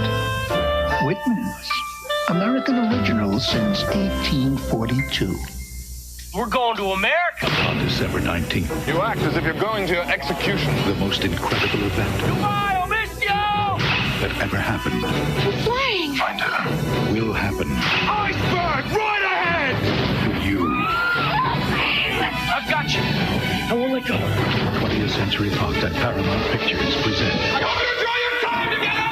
Super a James Cameron film, Titanic. Rated PG-13. Starts Friday, December 19th. My crew's acting a little tense. Thought I'd loosen them up a bit. Hey guys, is your work guaranteed? Lifetime guarantee? What do you think this is, Dale? That new GM Goodrich Service Plus? Smart guy. Select GM dealers now give you a lifetime guarantee on parts and labor, plus upfront pricing, plus courtesy transportation. New GM Goodrich Service Plus, like they say. The plus means better! Call for the Select GM dealer near you. There's no place like movie heaven. I love Bogart. The way he uses upper lip there, yo, Shay. You owe me 16 G's, Sheen. I want it now. He's the great. In Casablanca, what movie is better than that? Were there any special effects in that? Let me think about it. No. Call your cable company and ask for Turner Classic Movies. Truly movie heaven. Can't get no heavenlier than that. We will return to Jumpin' Jack Flash in a moment on the TNT Weekend Movie. And coming up, watch the TNT big premiere of Dolores Claiborne next. All right, we're easing back in here, guys. Hope you had a Dolores Claiborne was just misery, right? It was just misery done again, right? With oh, look at this car dealership here. On the car, truck, or van you want. Stop in and see them. Those all look like cars my dad wasn't allowed to drive because he had a DUI. Where's what? Highway 71 in Jackson. Yeah, and but outlets local. on Highway 60 in Wyndham and Worthington. Where is this from? Matt? Mississippi. I was I'm going to say gonna it's in guess. Mississippi because Jackson, Mississippi, exactly. Plus, they had a Dale Earnhardt commercial. You know? Oh yeah, The Intimidator. Exactly. I love the Tim. They do. You know? Dude, I saw him die. Were There's you Winona. Watching it or were you there live? No, I was watching it. Okay. It was on TV. It was the fucking Daytona 500. Absolutely. No, absolutely. I was watching. I think it was that in March? Because I thought I was watching the NCAA tournament. So we're gonna start this out with a little La Brea, I guess. So again, Prateek, this has been like a 10-episode show on NBC. It's basically Lost. It's just Lost, gone, If LA. the show Lost fell into a sinkhole in 10,000 BC. With no homeless people. No homeless people. Yeah. Nary a homeless person. But there's a weird kind of space-time continuum connection between one of the characters. That's the main tension of the storyline, correct? Yeah. They have to get a guy back who's a kid because he has to get back to normal LA. I don't know. Is the cast like a college brochure, just like one of everything? Yeah. very, very much. The Indian guy smokes weed. Oh hell yeah! They check the box. We need people to smoke weed. That's a episode, fiction. And 10 episodes, his pen never ran out once. I thought it was going to be an episode where his pen runs out of fucking oil. Yeah, and it never happened. Hey, well, back in 10,000 BC, they were progressive, man. There was a fucking you fucking smash something with a rock, you snort it, you get high. So he was smoking his pen and a cow walks past him because you find out that other things through time have fallen. Well, through he's Indian. There's a cow. And then he goes, Crocius goes, isn't that racist? He goes, they worship cows. The Indian guy sees I can see Crocius. They worship. I knew that. I took a community college on Hinduism. I know what the fuck I'm talking about. Well, here's... Oh, is Blake Lively in this? No, she kind of looks Lively look-alike. Yeah, everyone has a little bit of a knockoff. You can tell. Oh God, yeah. So Prateek, here's what's happening. Yeah. So they fall into this sinkhole and they meet these cave people with like a logo of a hand on the back of their fucking furs and shit. Yeah. And there's this little blonde Ricky Schroeder looking cave boy. There we go. God, from and Champ. you find out also Champ. Her husband is trying to get her out of the sinkhole. But he's in like the he's LA. LA. He's in LA. He's upper LA. And she's in lower La Brea. At the beginning of the show, they established that he's having these weird flashes. And you find out that he's having flashes of them in 10,000 BC. And that he's somehow connected. Then you find out that the little cave boy is her husband. And he got adopted by being put through this fucking sky pussy in 1988 because he doesn't remember his childhood. And they tell him go back to the beginning. So you find out that they have to send this cave kid to 1988 to the sky pussy, or they will never meet and their children will never exist. So that's literally the fundamental tension of the whole thing, right? That's totally. And then there's other shit like the two girls who like one there's a B story, a C two story. characters you think like there's this girl and her little sister who won't talk the first 5 episodes, and you find out that it's not her older sister. She got kidnapped at a church and that's why she wouldn't let her talk. One of the ladies is a cop and her son is a heroin dealer. Yes. And they fell in together. So you got all these like personal tensions being built up. Exactly. Like the modern world. Ooh, what a cross section. But in this one they have to take this fucking little Ricky Schroeder to the new... Does he have a silver spoon in his mouth? Yeah, there you go.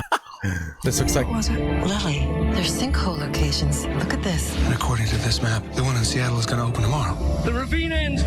This is the guy that shot up the Michigan school right here. Is that...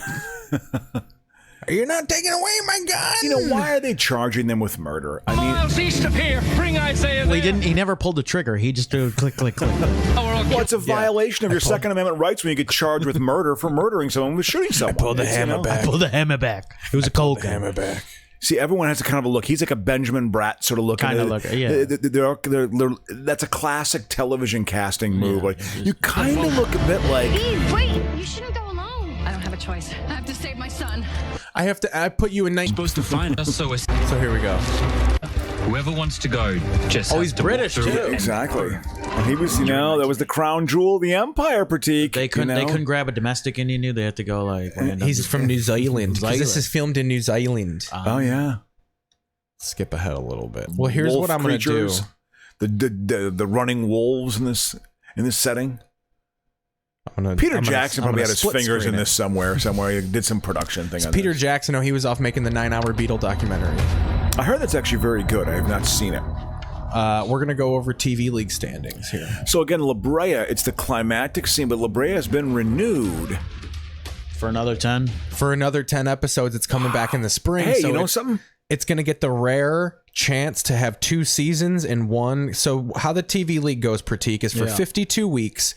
I track how good shows do in the ratings based on if more people watch from week to week. Yeah. You get 3 points for an increase in viewership, none for a decrease, and 1 point for a maintained level. Okay. And then we through a secret mathematical formula, we also include the streaming ratings too. So right now you have and the like DVR stuff and all. Yeah, you have the primetime division. Yeah. The number 1 show right now is You. It's got a 41.301 super rating. Jesus. Squid Game is just underneath at 41.101. Number 3 is Made. It's the show about the beaten woman who is cleaning shit houses. We've Got It Made. Yeah, that's we Got It Made was a sitcom in 1983. Really? Oh, the woman in that, the blonde woman, I thought she was the essence of beauty when I was 14 years old. She was gorgeous to me. It was a sitcom. They had this gorgeous woman who became a maid for these 2 bachelors who live in a lot of like bachelor shows, bosom buddies, and hey, we're just bachelors living together. Remember that movie Baps with Halle Berry and Martin Landau? That was kind of like that too. Yeah. Baps. What? What wasn't a Jamie Foxx in? No. Was Jamie Foxx in that? Like young Jamie Foxx? He might have been in something. He might have been. No, but like another like Booty Call. Booty Call. I got Booty Call and Baps kind of mixed up. Yeah. I'm glad we cleared it up for and our what's list. the precinct movie? Adam Crocious knows the difference between Baps and Booty Call. That's I'm glad you didn't do a voice for that. I remember Bill Cosby thought Booty Call was this really offensive, like just not portraying African American people in a positive light. Because he did so much positive. I know. I was going to say it's amazing when you think about. I am America's dad. I do terrible impressions, by the way. I don't even. I barely do characters. I barely do anything. So yeah, this woman's cute, but she's also probably 13. So what am I? Who, this girl? Yeah, she's probably early 20s, right? I mean, mid to late. Yeah, she's beautiful. And there's Jim Caviezel. He was the guy who played Jesus. Jesus, yeah. I can play Jesus now. I'm ready for that reboot. You probably look so much like Jesus. Like yeah, exactly. I'm the real Jesus. Yeah, he's got darker sort of skin and stuff. Yeah, absolutely. We need to see this through. So so those are the top 3. See, they're in like present day LA, and they're trying to make the connection. I don't quite understand what they're connected. So they found this map too. Left for a Lord of the Rings map. So was it on the back of the Declaration of Independence? Yeah, they had to fucking spray it with lemon juice and heat to fucking reveal it. You need heat. You always need heat. God, that's the funniest scene of is John Voight as the dad and National Treasure. He goes, "You need heat. You need heat, Nick." God, he always Voight had a weird comeback in the late 90s. Well, my daughter Angie won't talk to me. Because I'm a born again Christian weirdo. Grey's Anatomy. That's Criminal still Minds there. is 4. Criminal Minds goes to number 4. It was number 7. Grey's Anatomy hanging around at 5. Yeah. The Voice goes from 10 to 5 in the prime time. The Voice is better than Masked Singer. I would figured Masked Singer would be. No, Masked Singer's down there. Masked Singer gets the ad dollars. See, my fucking standings reign supreme. The Voice is also on 2 nights a week. That's true. Yeah, that's a score. Manifest is hanging around there. I have no idea in the what that mid 10. Manifest is a show about people who so imagine if me and you were taking a plane, okay, and then our plane gets delayed, and then someone's like, oh, but this other airline has a plane, let's go our separate ways, you wait, I need to get back. And then the plane you're on somehow gets trapped in a void, and 2 years pass, and then when it's like a plane lands and 2 years have passed. Shouldn't it just be called Tarmac? I don't know. Was that a show? No, I'm saying because you're on the tarmac, right? Well, because then the people who are on the plane, they can see the future now after they land. So it's like time turbulence. I gotta be honest. They can manifest. Time turbulence makes more. Time turbulence. The space-time continuum theme. Come on, I think isn't that kind of lazy? Oh, I forget. Isn't that what this show is? Well, yeah, it's got that element to it too. Where it centers on the passengers and crew of a commercial airliner who suddenly reappear after being presumed dead for more than 5 years. Like a Malaysian flight, like the 4400, which also got rebooted. So it got canceled. See, right there. Isn't that racist? Yeah, they finally got the cow. Look at but of course, they're not going to kill it for meat. Just milk and ice cream. He said milk and ice cream. We can eat ice cream. Does he actually There's say somewhere that? I need to go. Just make sure they don't slit the cow's throat. Slit the throat. I'm going to pray to it later. I suppose you're not going to tell me what this is about. This acting. This dude prays more to vape pens than cows. Yeah, absolutely. Yeah, exactly. That's true.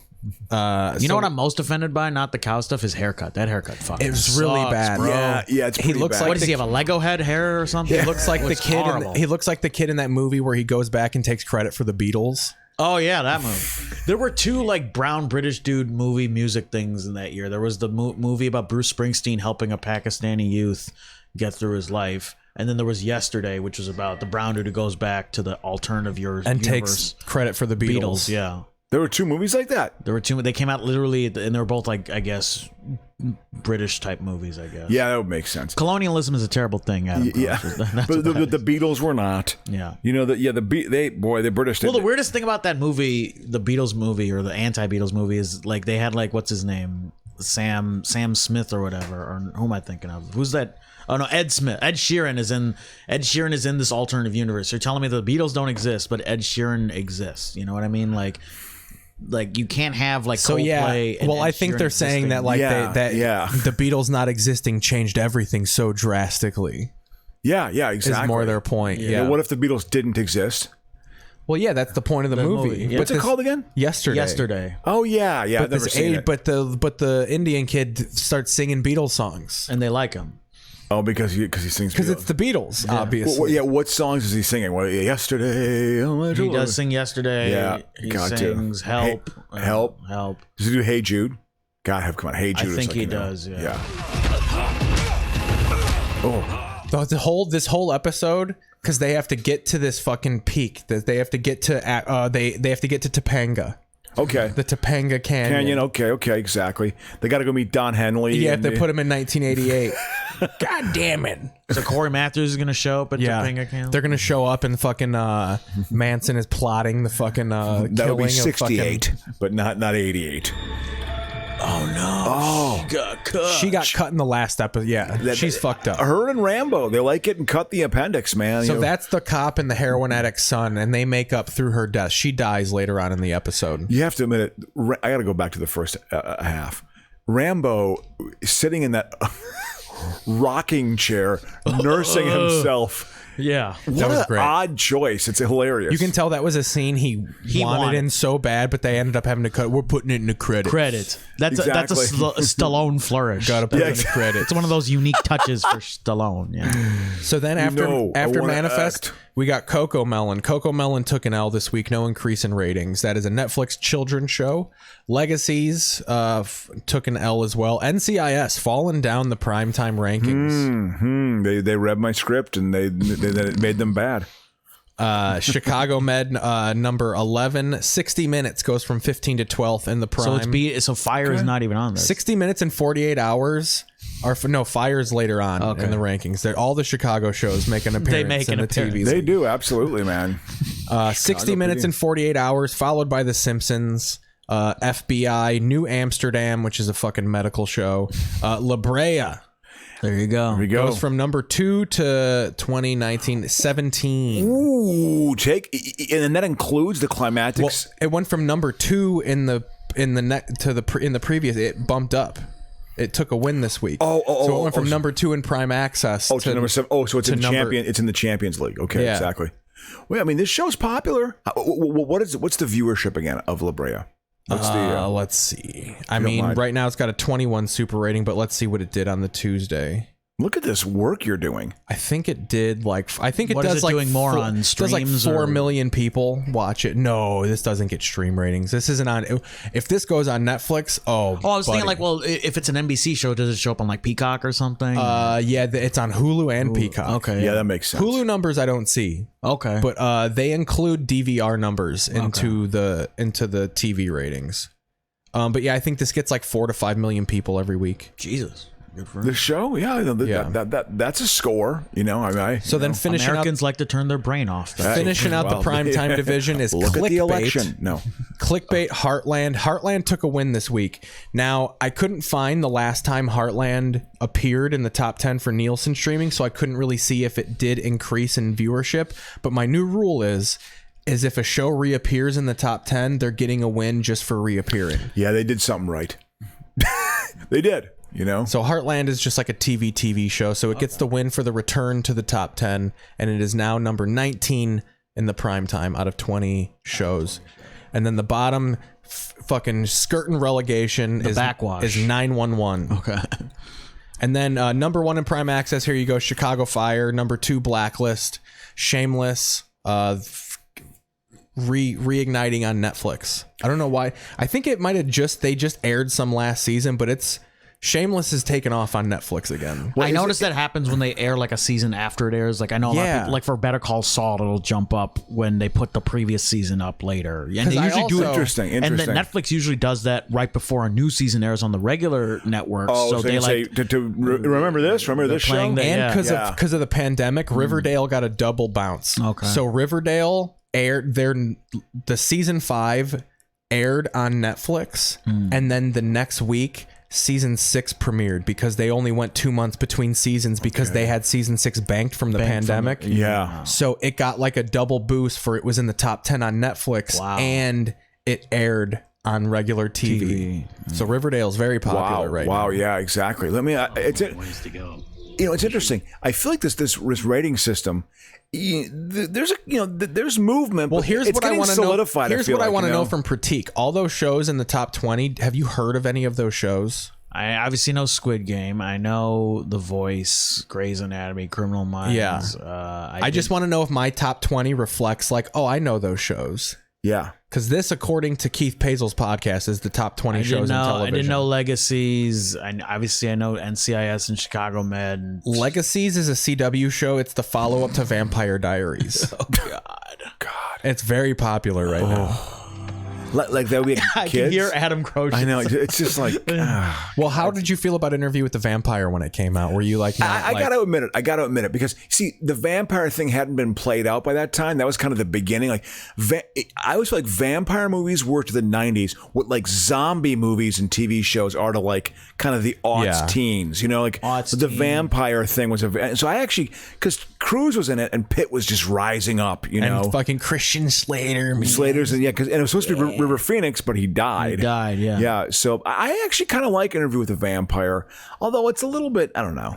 The vampires have been there. I don't know. I mean, here's my thing. Listen, it was popular with it came back with Twilight, obviously, and then there was True Blood for the adults. So I got that, but like, really, we're still in the vampires. Like, what, 10 years later now? Like, yeah. The vampire thing, I feel like it's been played out. I feel like the zombie thing, zombie comes and goes. You know, you had Shaun of the Dead. Like, I'm talking about like in the contemporary era. Shaun of the Dead kind of brought back zombies, and then Walking Dead, obviously. Absolutely. But now it's going to dip again, and it should. All this stuff needs to cycle out. Here are two things. First off, we need more werewolf. I feel like werewolves haven't it's been a while since a good werewolf, in our culture. There needs to be a Teen Wolf reboot. Yeah, you know who needs to play Teen Wolf? This guy right here.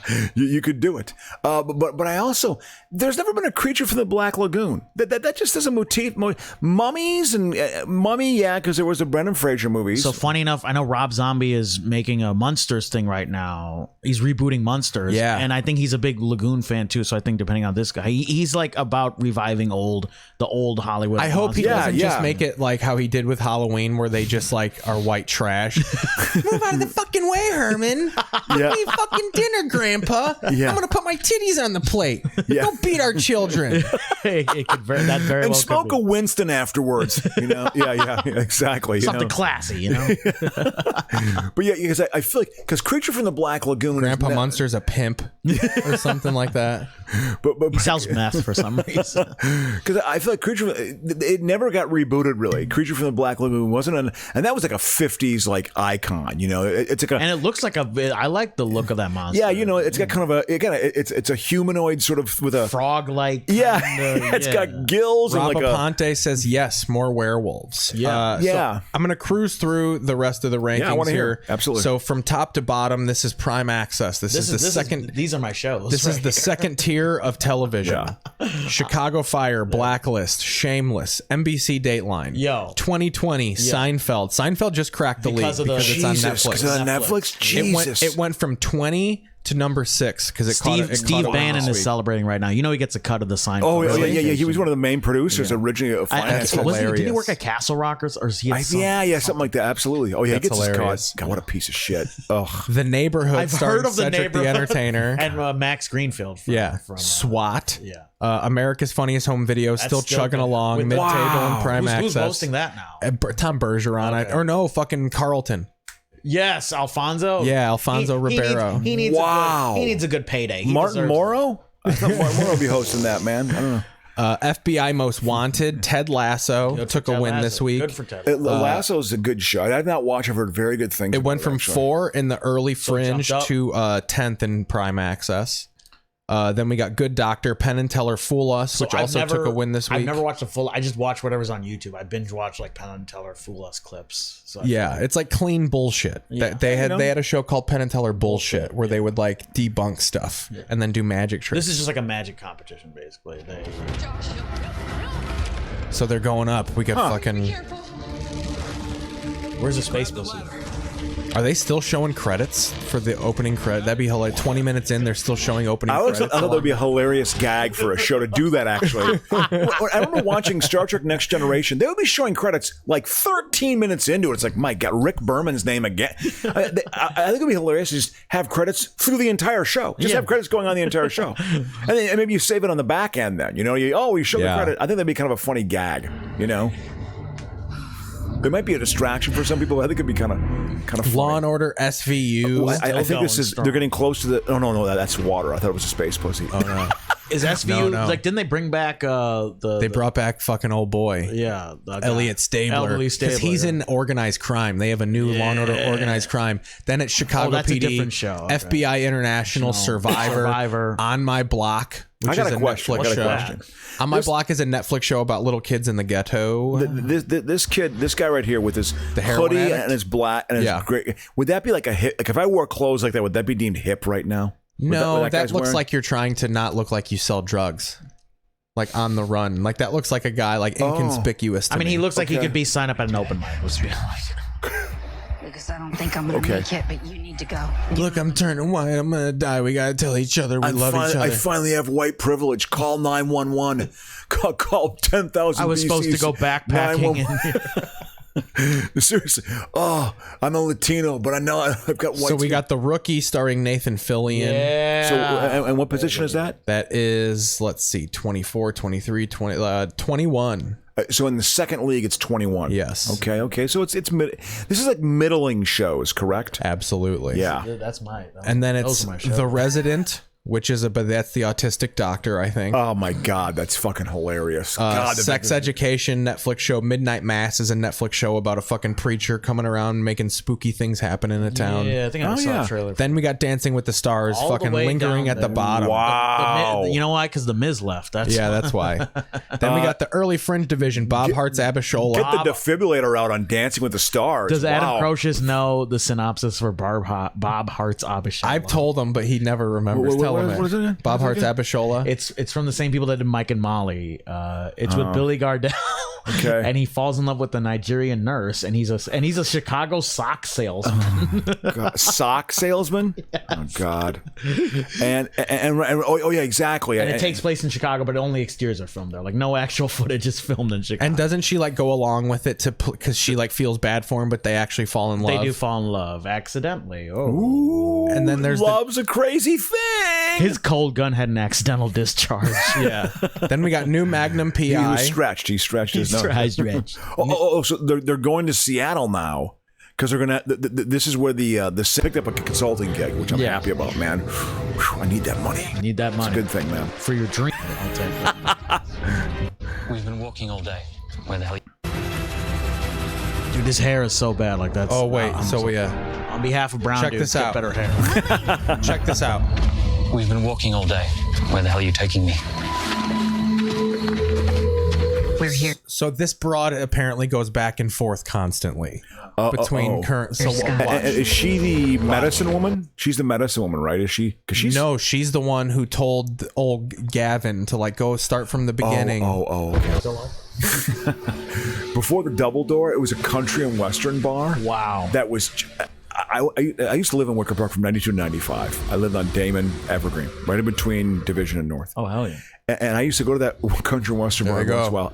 I got asked, woolly mammoth. We're not in Kansas anymore. I used to go to I got asked for Coke if I was selling Coke all the time there. It rivaled Carol's. I mean, it was like Hicks. And you know what it was? It was Hicks coming into the city to blow some steam off. Mm-hmm. Like, I'm not going to be my small town. I'm going to go get fucking loaded in Chicago where I can do it, you know? Yeah. And yell at an audience. Oh, and oh yeah, I remember like seeing a country and western band there, and it was like the Puerto Rican National Day where everyone drives around with their flags out. I remember this guy was on the band. We're all white here. What's with? I was like, wow. I remember being like, wow. That really like we're all white here. Yeah. It's just like so. There's La Brea. It's all white, all right. Yeah. Look at that La Brea. I think we did a good job of going through La Brea on that. Yeah. I swear you've been taken back to 88 with La Brea.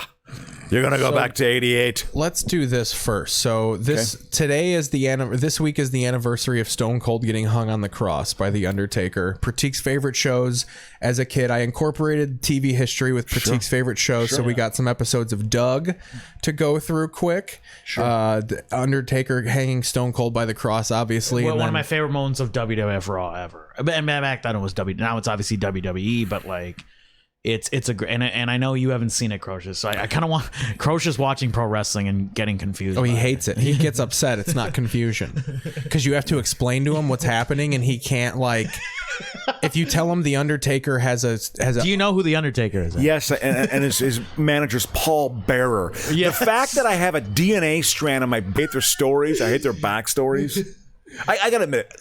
And they all live in Florida when they retire. Of course, because that white trash state welcomes them with open. They want to make him a governor down there. You know, it's just to me. Kane is the mayor of Tennessee. Yeah, he was the mayor of a town in Tennessee. Gee, of course he was. 1998. So this is 23 years ago. Yeah. Look at that neck. That's just a fucking. Look at that eye roll. He does the eye roll. He shows the whites of his eyes. Yeah. That's his big thing. I couldn't do that. That country bar was like, "Are there any whites of the eyes here today?" Let's go over some. That bar was a fucking wild bar. I remember it was. People would get low. This is like I was like 23, 24. I go over there. People would, because Wicker Park was really rough back then. People would get fucking drunk and fights would break out on occasion. So I remember it was like a drunken Indian Native American guy was always on this one stool, and he was, I mean, like, you know, drool coming out of his mouth, just drunk, like stereotypical, like where the fuck do you get your money to do this type drunk? You know, that bar was a fucking. And then Double Door moved in there in '95. Okay. You know, I saw Edwin Collins there. If you remember him at all. I've heard of the name. I never met a girl. It's one hit wonder. I never met a girl like you before. Okay, yeah. I know the song. Because his drummer was in the Sex Pistols. That's why I wanted to say. Yeah. I got another one of Prateek's favorite shows was Doug from the Nickelodeon. 90s. Do you remember Doug, Crocious? No. Doug was about a little boy who looked like a thumb. And he had a bunch of multicolored Billy West friends. voiced him from Ren and Stimpy. Do you know who Billy West is? Billy West, I don't have that name. Yeah, but this is... So what year is this? 90s. Yeah, like early 90s, probably 92, 93. Wow. This I was getting late. This is from 93. Yeah. God, 93. I was working in Chicago. I had just gotten a job. That's his best friend, Skeeter Ballantyne, who's blue, but he's basically acting like he's a black guy. Yeah. Might be Puerto Rican. Yeah. Says honk honk all the time. Hey, guy, honk honk. My foot's asleep. Wow, my foot's asleep. Wow, I got no feeling because my shoes are Their deep. favorite band is called The Beats. Can't believe it. The Beats playing just 60 miles away in Bloatsburg. Good thing we thought ahead to line up for tickets 2 hours before they go on sale. That's what I love about children's shows is they have to be so descriptive. It's a good thing we're walking down the street responsibly, going to our favorite band, the Beats concert. Just exposition It's lines. afternoon. Yeah. There's no clouds outside. Look Yeah. at that car going down the street. It has wheels. Wheels are round. It's literally how a kid thinks because the environment is so new to you. Stimulating, Yeah, it's like, whoa, yeah. What if this line never ends? Let's go. Let's hurry up so we can go show each other our penises, Doug. Beats concert in the history of the entire world. What's the dilemma? The Beats concert is like they're trying to. How meet are they the going to get Beats. tickets? Yeah. This is kind of funny. Of the 5,000 Beats concerts, and you remember them all, I'm sure, what was the best one? No question about it. Had to be that time we played Bloat. They all do Beatle voices.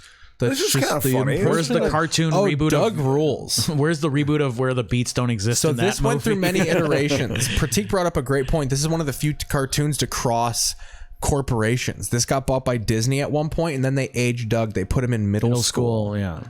Interesting. Well, so this So is it's a on both decent Nickelodeon following. and Disney. So, Oh, okay, okay. And you have to go to separate streamers to get like the whole Oh, this is the one. So they miss out on the Beats concert. Yeah. And then they're eating at the Honker Burger later. Yeah, and then the reveal is... And the Beats come by, I think. Yeah, surprise. If you stay with your friend, you get cool things. Yeah, exactly. That's the message. Loyalty versus celebrity, Adam Cohen. There we go. Thank you. Exactly. That's what I want to hear.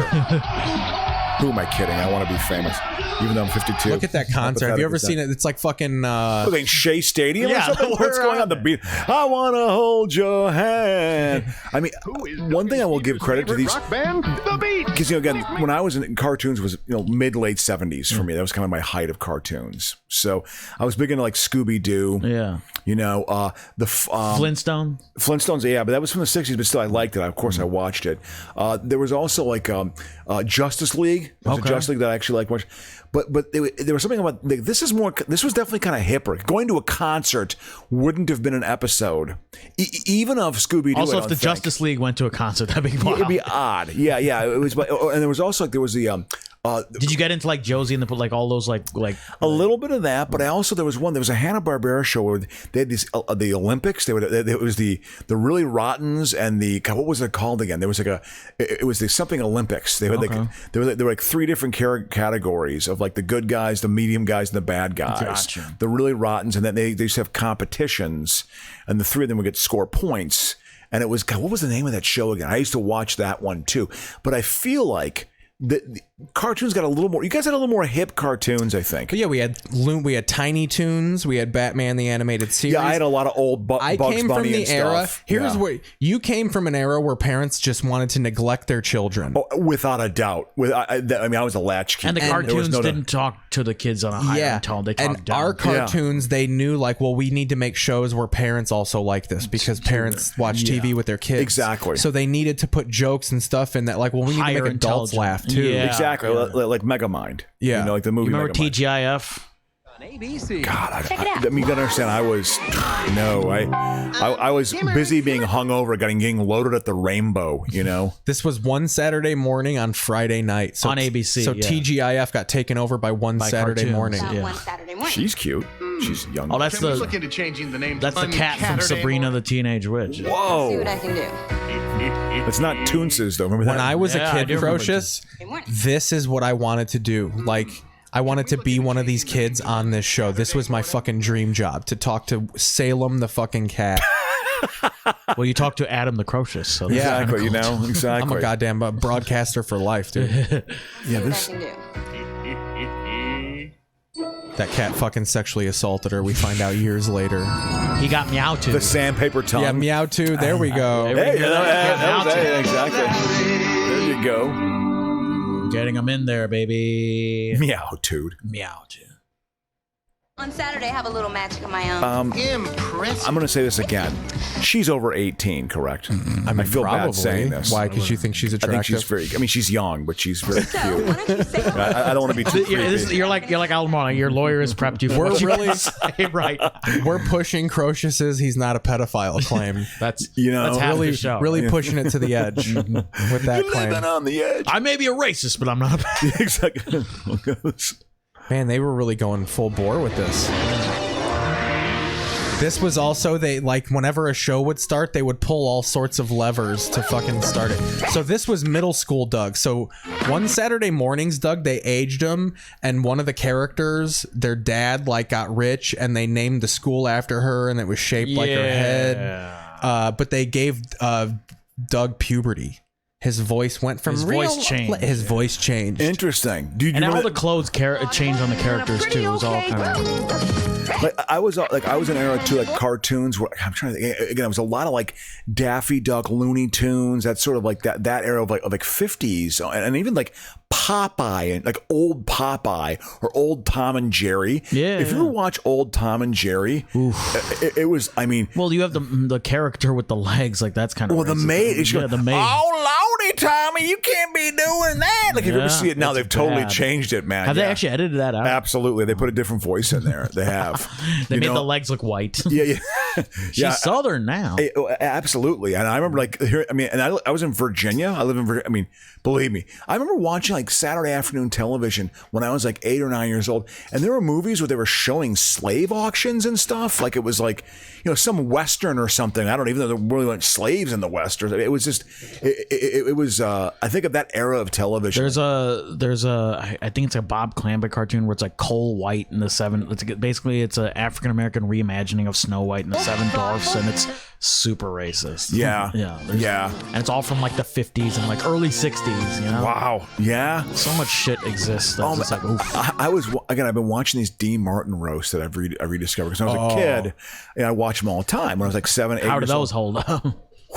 First off, the editing is bizarre. They have the same reaction shots and a laugh track. I mean, it's everything, every time. Same Jimmy Walker laugh. But here's what they had. Here's one line. Tony Orlando and Freddie Prinze, not Freddie Prinze Jr. I remember Freddie Prinze. The comedian, yeah. Yeah, comedian. He was 22 years old, killed himself. Yeah. Massive depression. Well, they were kind of like almost like they were buds. So they were on the roast. It was a roast of Muhammad Ali. Okay. So they both go up to their stand, and they're speaking and say, oh, well, Muhammad Ali always into new business ideas. We proposed a business idea to open up a cleaning company, Spick and Spook. I was like, wow. That was like, wow. I mean, the jokes are that sort of like, it's not even like, they aren't even jokes sometimes. It's just literally making a racist statement. Comment. Yeah, it's like, oh my God, But they're like, people are just, I mean, what's a predominantly white crowd just being like, oh. Yeah. But it's also, if you look at Orson Welles is in a lot of them.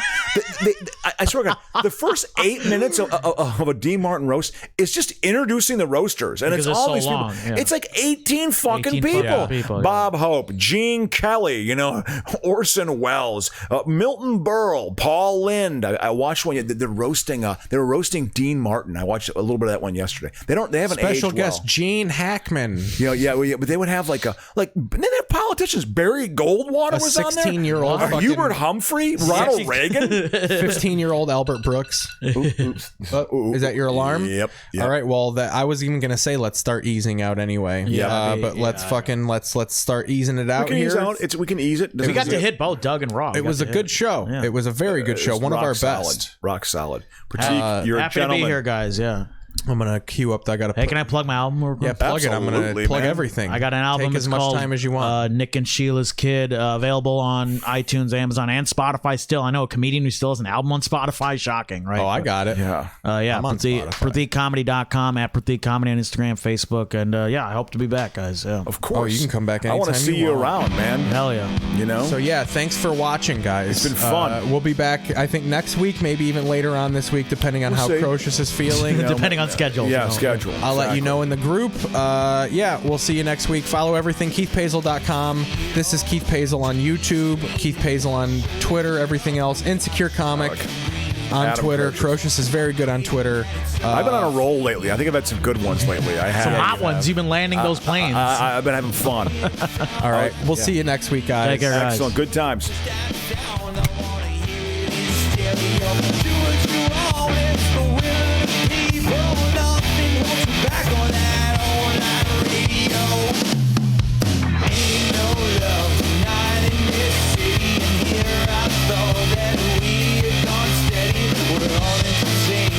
Nothing ever changes.